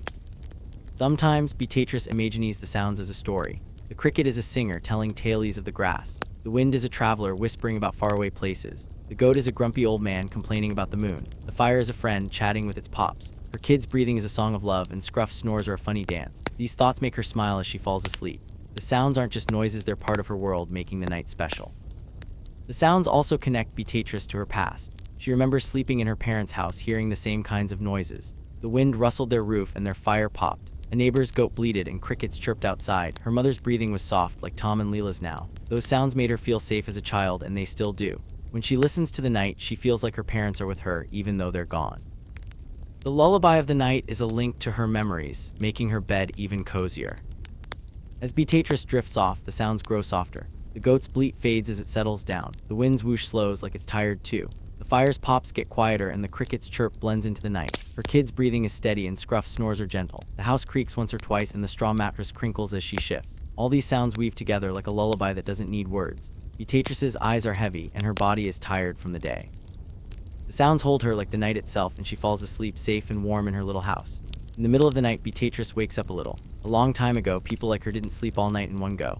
They had two parts to their sleep: first sleep, then a quiet time awake, and then more sleep. Beatrice lies still in her bed, hearing the house make soft creaking sounds. Maybe she whispers to her husband about what they'll do tomorrow. There's no hurry, and she doesn't light a candle. She just breathes slowly, letting the dark wrap around her like a cozy blanket until she falls back asleep. Let's stay with Beatrice in her tiny village house and see what this quiet midnight break is like, with all its calm and gentle moments. Beatrice's house is small, made of mud and sticks with a straw roof. It's just one room where she sleeps with her husband, her two kids, Tom and Leela, and their dog, Scruff.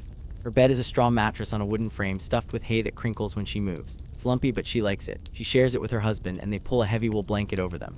The blanket is rough, patched from years of use, and smells like smoke from the fire and herbs from her garden. The fire burns low now, just glowing embers that give a soft light. The house is quiet, but the night is full of little sounds that make it feel alive. It's the middle of the night and Beatrice stirs. Her eyes open, but she doesn't get up. She's not scared or worried. It's normal to wake up like this. People in her time often have a first sleep, then wake for a bit, and then have a second sleep. She lies still, feeling the straw under her body. The mattress is lumpy, but it's warm from her and her husband lying there. The wool blanket is heavy, keeping her cozy. She breathes slowly, listening to the house and the night. This quiet time is special, like a little break from the busy day and the deep sleep. The house creaks softly, like it's stretching in its sleep. The wooden beams in the roof or the bed frame make tiny sounds as the night cools down. The creaks are gentle, not loud, and Beatrice knows them well. They're like the house talking to her, saying, "I'm here, keeping you safe." She listens to the creaks and feels calm. The straw in her mattress shifts a little when she moves, making a soft crinkle. It's a familiar sound, like a friend whispering. The wool blanket rustles as she pulls it closer, and the smell of smoke and herbs fills her nose. These little noises and smells make the midnight break feel cozy. Beatrice hears her kids breathing nearby. Tom and Leela sleep on their own straw mattress close to their parents. Their breaths are soft and steady, like a quiet song. Tom might mumble something in his sleep, like "run, frog, run," and Beatrice smiles. Leela's breathing is light, and sometimes she makes a tiny giggle, dreaming of something happy. These sounds are the best part of the night for Beatrice. They tell her that her kids are safe and resting. She loves having them so close, just a few steps away. Their breaths mix with the house's creaks, making the midnight break feel warm and full of love. Her husband is next to her, sleeping but maybe stirring too. Sometimes he wakes up during this midnight break and they talk quietly. Beatrice whispers, "We need to weed the garden tomorrow." Her husband might mumble, "and fix the chicken pen." They don't talk loud because they don't want to wake the kids. Their voices are soft, like the wind outside. They talk about simple things like planting seeds or checking on their cow Daisy. It's not a big conversation, but it feels nice. It's like they're sharing their worries and plans in the dark, where everything feels calm. Tonight, her husband is still asleep, snoring a little. Beatrice doesn't mind. She whispers to herself, "Tomorrow we'll carry water first," and it helps her feel ready for the day.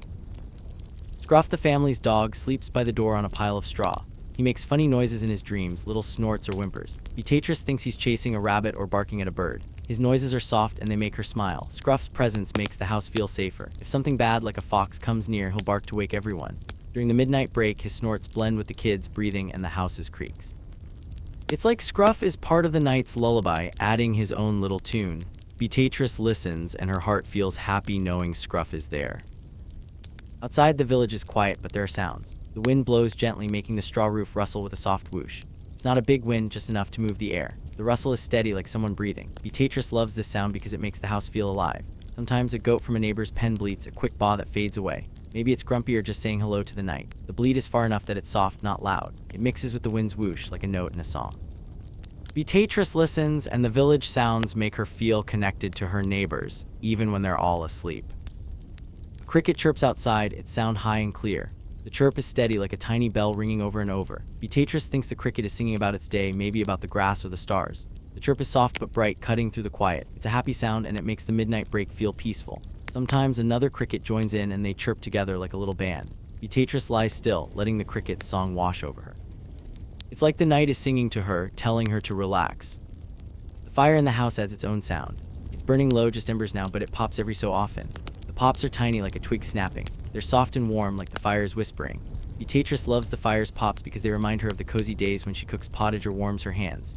At night, the pops are part of the midnight break, blending with the kids' breathing and the wind's rustle. The fire's soft glow lights up the room a little, making shadows move on the mud walls. The pops and glow make Beatrice feel safe, like the house is watching over her. Sometimes other sounds drift in.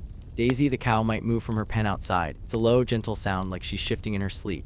The moo is soft because the pen is a little ways from the house. Beatrice smiles, thinking of Daisy's big, kind eyes. The village chickens, tucked in their pens, might cluck once or twice if something wakes them. These animal sounds are quiet but familiar. They tell Beatrice that her world is still there, even in the dark. They mix with the cricket's chirp and the fire's pop, making the midnight break feel full of life. The midnight break is a time for Beatrice to just be. During the day, she's busy with work, carrying heavy buckets of water, weeding the garden, feeding the chickens, and grinding grain. Her arms get sore and her back hurts. But in the middle of the night, there's no work to do. She doesn't light a candle because she doesn't need to see. The soft glow from the fire is enough. She lies in the dark, listening to the sounds and breathing slowly. The dark feels like a friend, holding her gently. It's a time to rest her body and her mind, with no rush or worry. Sometimes, Beatrice thinks during the midnight break. She thinks about her garden and how the cabbages are growing. She worries about famine when food is hard to find or the Lord's men who take crops. But the dark makes those worries feel smaller. The The sounds of the house and village, the creaks, the breaths, the wind tell her everything is okay for now. She might think about her kids, hoping they grow strong. She might think about a story to tell them tomorrow, like one about a clever rabbit. These thoughts are soft like the night, and they don't keep her awake. They just float in her mind, mixing with the sounds. If her husband wakes up, their whispers are part of the midnight break. They talk about small things like fixing a basket or checking the wheat in the field. It's not a big talk, but it feels special because it's just them in the dark. Beatrice likes these moments. They make her feel close to her husband, like they're a team. If he's asleep, she might whisper to herself, planning the next day. "We'll feed Daisy first, then weed," she says softly. The whispers blend with the house's creaks and the crickets chirp, like they're part of the night's song. The midnight break is also a time for Beatrice to feel her body relax. Her arms are sore from carrying water and her back aches from bending in the garden. But lying on the straw mattress with the wool blanket over her makes her body feel light. The lumps in the mattress don't bother her, she's used to them. The straw crinkles as she shifts, and the blanket's weight is comforting. She breathes slowly, feeling her chest rise and fall. The dark and the sounds help her let go of the day's tiredness. Her eyes feel heavy, and she knows she'll sleep again soon. Sometimes, Beatrice checks on her kids during the midnight break. If Tom or Leela moves a lot, she listens to make sure they're okay. If they kick off their blanket, she gets up quietly and tucks it back over them. Her feet are cold on the dirt floor, but she doesn't mind. She kneels by their mattress, hearing their soft breaths. She might touch Leela's hair or pat Tom's shoulder. These little moments make her heart happy. She loves her kids, and knowing they're safe helps her relax. She slips back into her bed, the straw crinkling, and pulls the blanket tight. Scruff's noises are a big part of the midnight break. His snorts and whimpers are funny, like he's having a big adventure in his dreams. Beatrice imagines him running through fields or barking at the moon. If Scruff wakes up, he might shuffle his straw and lie back down. His movements are soft, and they make the house feel cozy. Beatrice knows Scruff is guarding the door even in his sleep. His sounds mix with the kids' breathing and the fire's pops, adding to the night's lullaby. The midnight break changes with the seasons. In winter, the house is cold and the wind's whoosh is louder. The fire pops more because Beatrice adds extra logs. The animals are quieter, staying warm in their pens. The cricket doesn't chirp much in the cold, but the kids' breathing and Scruff's snores are the same, warm and steady. Beatrice pulls the blanket tighter and sleeps closer to her husband. The midnight break feels cozier in winter, like the dark is hugging her family.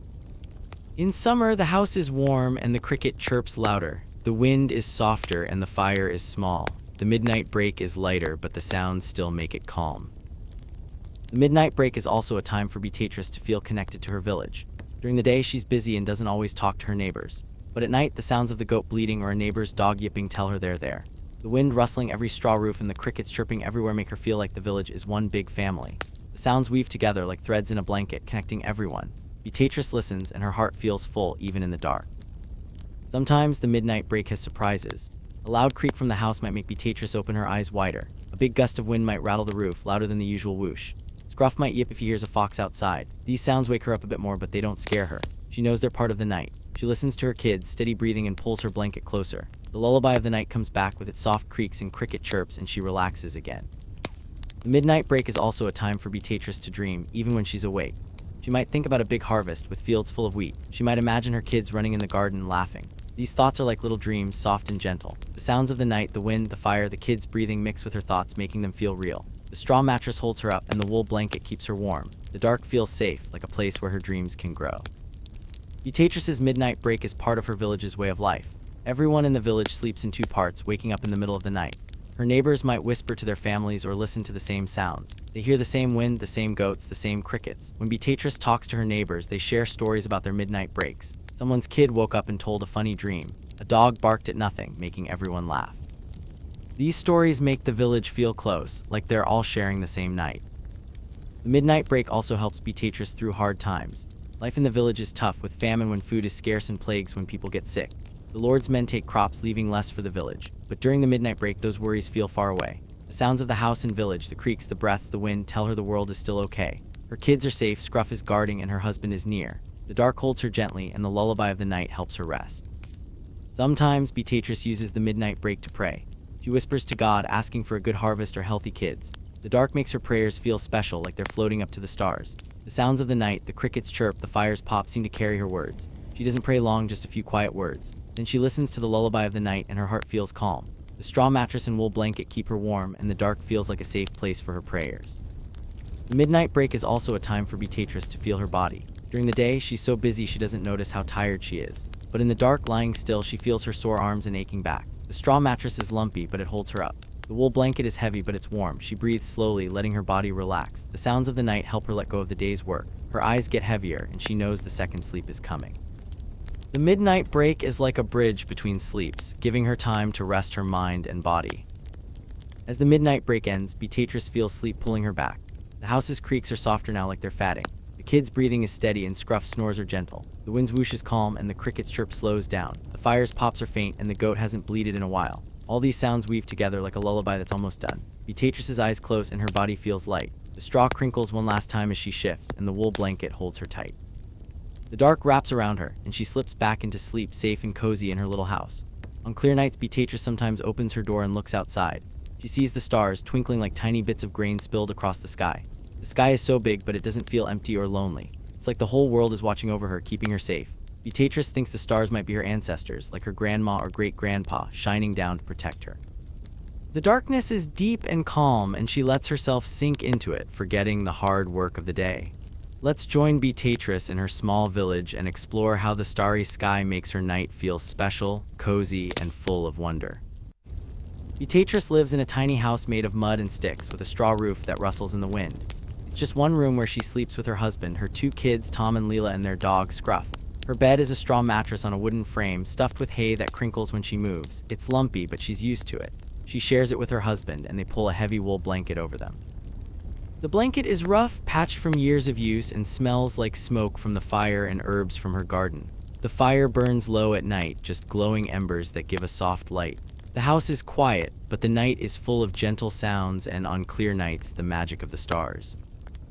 Tonight, the sky is clear, and Beatrice feels like looking at it. She's tired from a long day of work, carrying water, weeding the garden, feeding her chickens, and grinding grain. Her arms are sore and her back aches, but she's not ready to sleep yet. She slips out of bed, careful not to wake her husband. The straw mattress crinkles softly as she moves, and the wool blanket slides off. Her bare feet touch the cold dirt floor, but she doesn't mind. She tiptoes to the door, which is just a wooden plank with a rope to pull it open. She lifts the rope and steps outside, closing the door quietly behind her.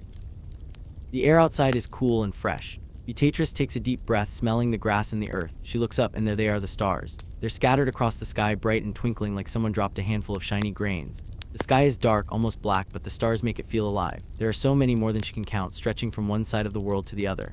The sky feels huge, like it could swallow her up, but it's not scary. It's gentle, like a big blanket spread over the village. Beatrice stands still, her head tilted back, letting the stars fill her eyes. She thinks the stars are special. In her village, people tell stories about the sky. They say the stars are the souls of ancestors, like her grandma who used to sing to her or her great-grandpa who worked the fields. Beatrice imagines them up there, watching her and her family. The stars twinkle, and she feels like they're saying, "We're here, Beatrice, you're safe." It makes her heart feel warm, even though the night is cool. The stars aren't just lights, they're family, keeping her company in the dark. The sky is so big that it makes Beatrice feel small, but not in a bad way. It's like the world is bigger than her worries. During the day, she thinks about hard things like famine when food is scarce or the Lord's men who take crops. But under the stars, those problems seem tiny. The sky is so wide and calm that it feels like everything will be okay. Beatrice breathes slowly, letting the cool air fill her chest. The darkness wraps around her, soft and deep, like sinking into a warm bed. She lets go of the day, feeling her body relax. She stands outside for a while, just looking. The stars don't move, but they seem to shimmer like they're dancing. Some are bright and some are faint. Beatrice knows a few patterns, like a group of stars that looks like a plow. Her dad taught her that when she was little, pointing at the sky and saying, "That's the farmer's friend." She smiles, remembering his voice. The plow stars are there tonight, shining clear. She feels like her dad is with her, even though he's gone.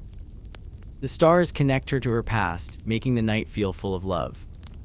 The village is quiet under the starry sky. Beatrice hears soft sounds that mix with the stars' light. A cricket chirps nearby, its high, steady sound like a tiny bell. The wind blows gently, making the straw roof rustle with a soft whoosh. A goat bleats far away, maybe annoyed at the dark. These sounds are familiar, like a lullaby. They blend with the stars, making the night feel alive but calm. Beatrice listens, and the sounds help her feel like she's part of the world, not just standing under it. She thinks about her family inside the house. Tom and Leela are asleep on their straw mattress, their breathing soft and steady. Her husband is snoring a little, warm under the wool blanket. Scruff the dog is curled up by the door, twitching in his dreams. Beatrice loves knowing they're close, safe in the house. The stars seem to watch over them too, like a big, shiny roof. She imagines the stars twinkling for Tom, maybe giving him dreams of catching fish, or for Leela, dreaming of dancing with flowers. The thought makes her smile, and she feels thankful for her family and the sky. Sometimes Beatrice talks to the stars, not out loud but in her head. She whispers to her grandma, "Are you up there? Do you see my garden?" She asks her great-grandpa, "Is the harvest going to be good?" She doesn't expect an answer, but it feels good to talk. The stars twinkle and it's like they're listening. Beatrice believes the stars care about her even if they're far away. They make the night feel like a friend, not something to be scared of. She stands under the sky, feeling small but loved. The darkness is deep, but it's not heavy. It's soft, like a big hug. Beatrice lets herself sink into it, like lying down in her bed. The stars are bright, but they don't hurt her eyes. They're gentle, like candles in the distance. She thinks about how the sky is always there, even when clouds hide the stars. On cloudy nights, she can't see them, but she knows they're still up there, waiting. Tonight, they're clear, and she's happy to see them. The darkness and the stars together make her feel calm, like she can let go of everything. Beatrice's village is asleep under the same sky. Her neighbors are in their houses, maybe dreaming or waking for a midnight break. They see the same stars when they look outside. Beatrice likes that. It makes her feel connected to everyone, even when she's alone outside. The stars shine over the whole village, over the fields, the stream, and the pens where Daisy the cow and the chickens sleep. They shine over the Lord's big house, far away, and over the forest beyond. The sky is for everyone, and Beatrice feels like it's holding the village in its hands. She thinks about stories her mom told her about the stars. One story said the stars are lanterns hung by angels to light the night. Another said they're holes in the sky, letting heaven's light shine through. Beatrice doesn't know if the stories are true, but she loves them. They make the stars feel magical, like they're more than just lights. When she looks at them, she imagines angels or heaven, and it makes her heart feel big. The stars are like a gift, making the night beautiful. Sometimes, Beatrice makes up her own stories about the stars. She sees a bright one and thinks it's a king, watching over the others. A group of small stars might be a family like hers, twinkling together. She imagines a star that's a little girl like Leela dancing across the sky. These stories make her smile, and she feels like the stars are her friends. The darkness is deep, but the stars make it fun, like a big playground in the sky. She stands outside, her feet cold on the ground, but her heart is warm. The stars also help Beatrice through hard times. Life in the village is tough. Famine makes food hard to find, and plagues bring sickness. The Lord's men take crops, leaving less for her family. But when she looks at the stars, those worries feel smaller. The sky is so big that her problems seem tiny, like grains of dirt. The stars twinkle, and she thinks her ancestors are saying, "Keep going, Beatrice." She feels stronger, like she can face tomorrow. The darkness holds her, and the stars light her way, making the night a safe place to rest. On clear nights, Beatrice might stay outside longer just looking. She doesn't feel rushed. The stars don't move fast, and the night is long. She breathes the cool air, feeling it fill her chest. Her body is tired from the day, her arms sore, her back aching, but the stars make her forget the pain. They're so pretty that she doesn't think about her work or worries. She just stands there, letting the sky wrap around her. The darkness is deep, but it's kind, like a soft bed waiting for her. Sometimes, Beatrice brings her kids outside to see the stars. If Tom or Leela wakes up during the midnight break, she might whisper, "Come look." They tiptoe outside, wrapped in their blanket. Their eyes get big when they see the stars, like shiny coins in the sky. Beatrice points to the plow stars and says, "That's the farmer's friend." Tom might say, "I see a fish," and Leela might giggle, "It's a flower." They stand close to her, their bare feet cold, but they don't care. The stars make them happy, and Beatrice loves sharing this moment with them. Tonight, they're asleep, but she thinks about showing them tomorrow. The stars also make Beatrice think about God. In her village, people believe God made the sky and everything in it. When she looks at the stars, she feels like God is close, watching over her. She might whisper a prayer, "Thank you for my family. Please keep us safe." The stars twinkle, and it's like God is answering. The darkness feels holy, like a big church with stars for candles. Beatrice's heart feels peaceful, and she knows she's not alone. The sky is a gift, and the stars are its jewels. The night sounds mix with the stars to make everything even cozier. The cricket chirps steady and high. The wind rustles the straw roof, a soft whoosh. The fire inside pops faint but warm. A goat bleats far away, and Daisy might move softly from her pen. These sounds are like a lullaby, blending with the stars' light. Beatrice listens, and the sounds and sights work together, making her eyes heavy. The darkness is deep, but the stars and sounds keep it friendly, like a big, soft hug. Sometimes, Beatrice imagines flying up to the stars. She thinks about floating through the sky, touching each one. Maybe they're warm like tiny fires or cool like river stones. She wonders what it's like to be a star shining all night. These thoughts are fun, like a game in her mind. They make the sky feel closer, like she could reach out and grab a star. The darkness holds her, and the stars sparkle, making her feel like anything is possible. The stars also remind Beatrice of her village's stories. Everyone shares tales about the sky.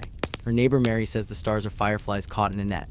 Her friend John thinks they're pearls dropped by a giant. When they talk during the day, they laugh about their ideas. The stars make the village feel close, like they all share the same sky. Beatrice loves that, even when she's standing alone. The stars connect her to her neighbors, her family, and her ancestors, all under the same big sky.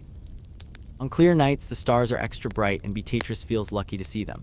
On cloudy nights, she misses them, but she knows they're still there, hiding behind the clouds. Tonight, the sky is clear, and the stars are like a treasure. She looks at them, her heart full. The darkness is deep, but it's not scary with the stars shining. She feels like the world is watching over her, and it makes her want to sink into the night, letting go of everything.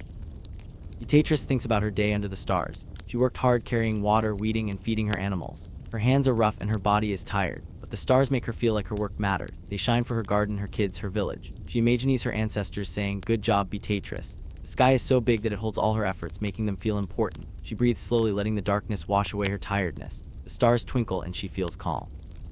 Sometimes, Beatrice sings to the stars in her head. She doesn't sing out loud because she doesn't want to wake anyone, but she hums her little song, the one she sings while working. The stars seem to listen, twinkling along with her tune. The song is simple, just a soft hum, but it feels right under the sky. The darkness is deep and the stars are bright, making her song feel like a secret shared with the night. She hums and her eyes get heavier, ready for sleep.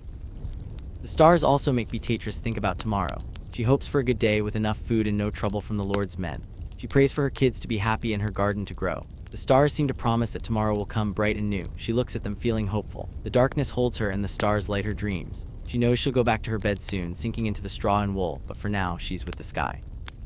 Eventually, Beatrice feels the cold on her feet and knows it's time to go inside. She takes one last look at the stars, whispering good night.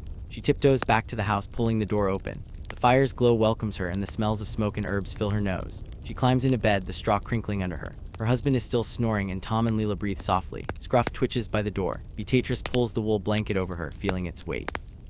The stars are still outside, shining over the village, but she carries their light in her heart.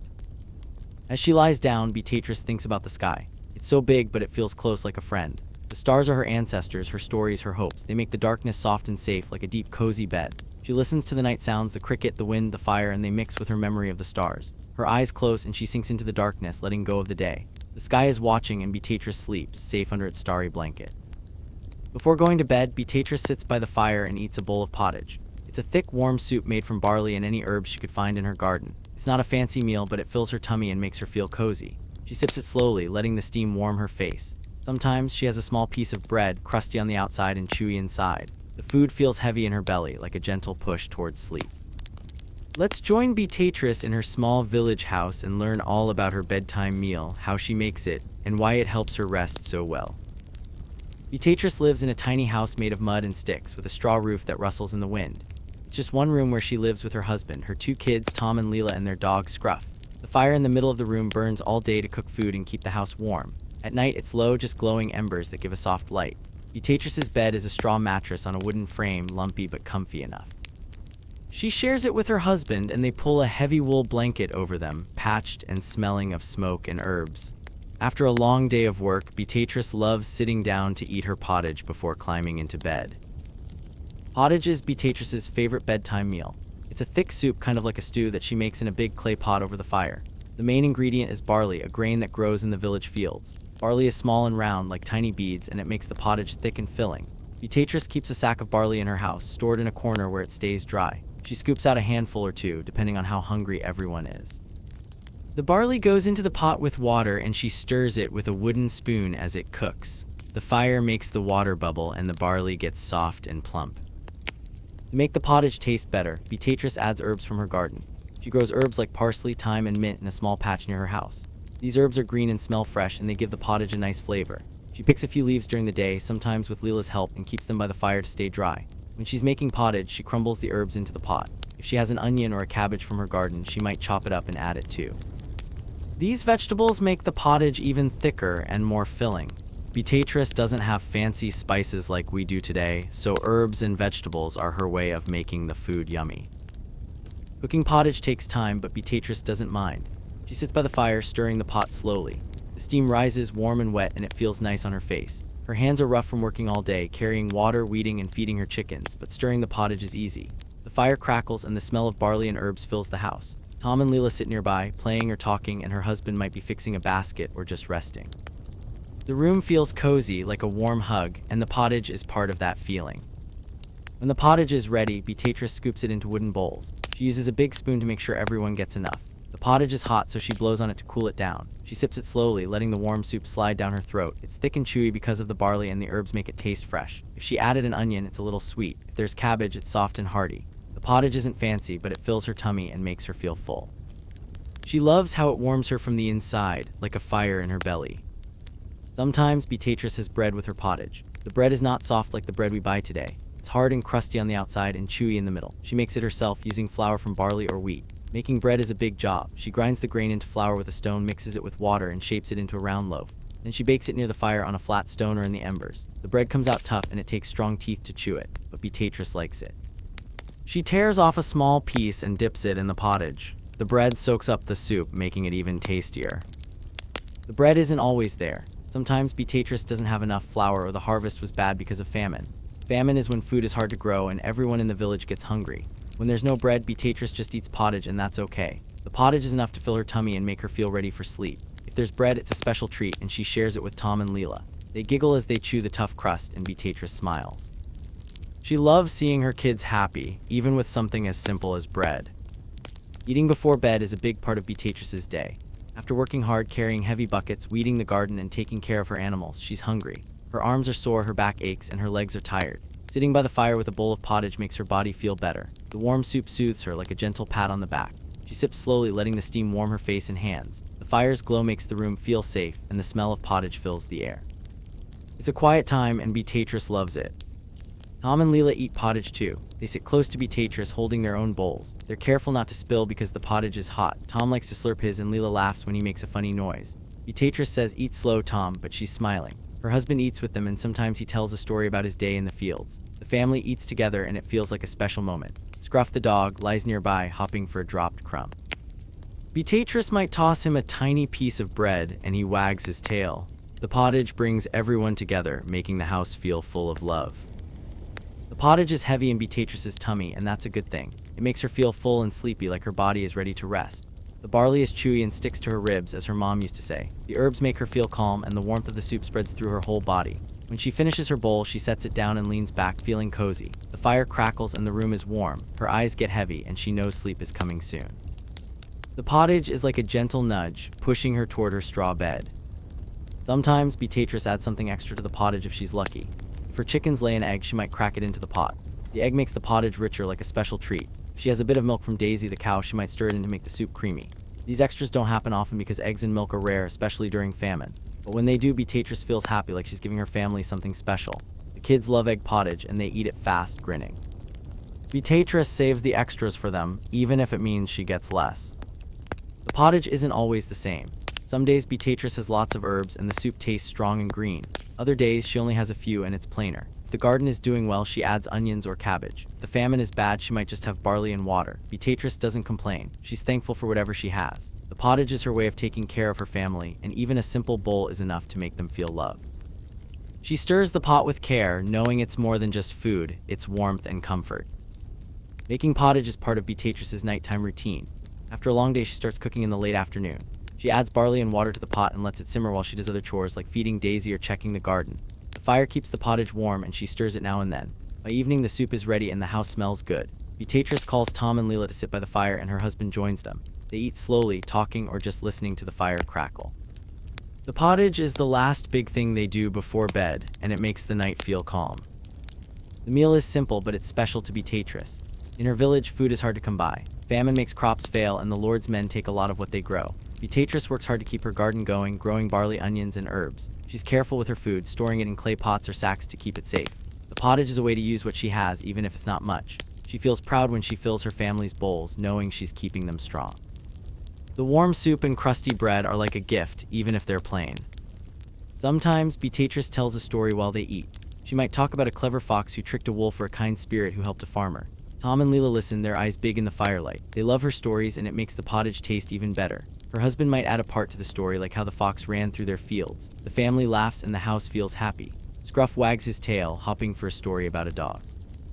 The pottage and stories go together, making the bedtime meal a time for love and fun.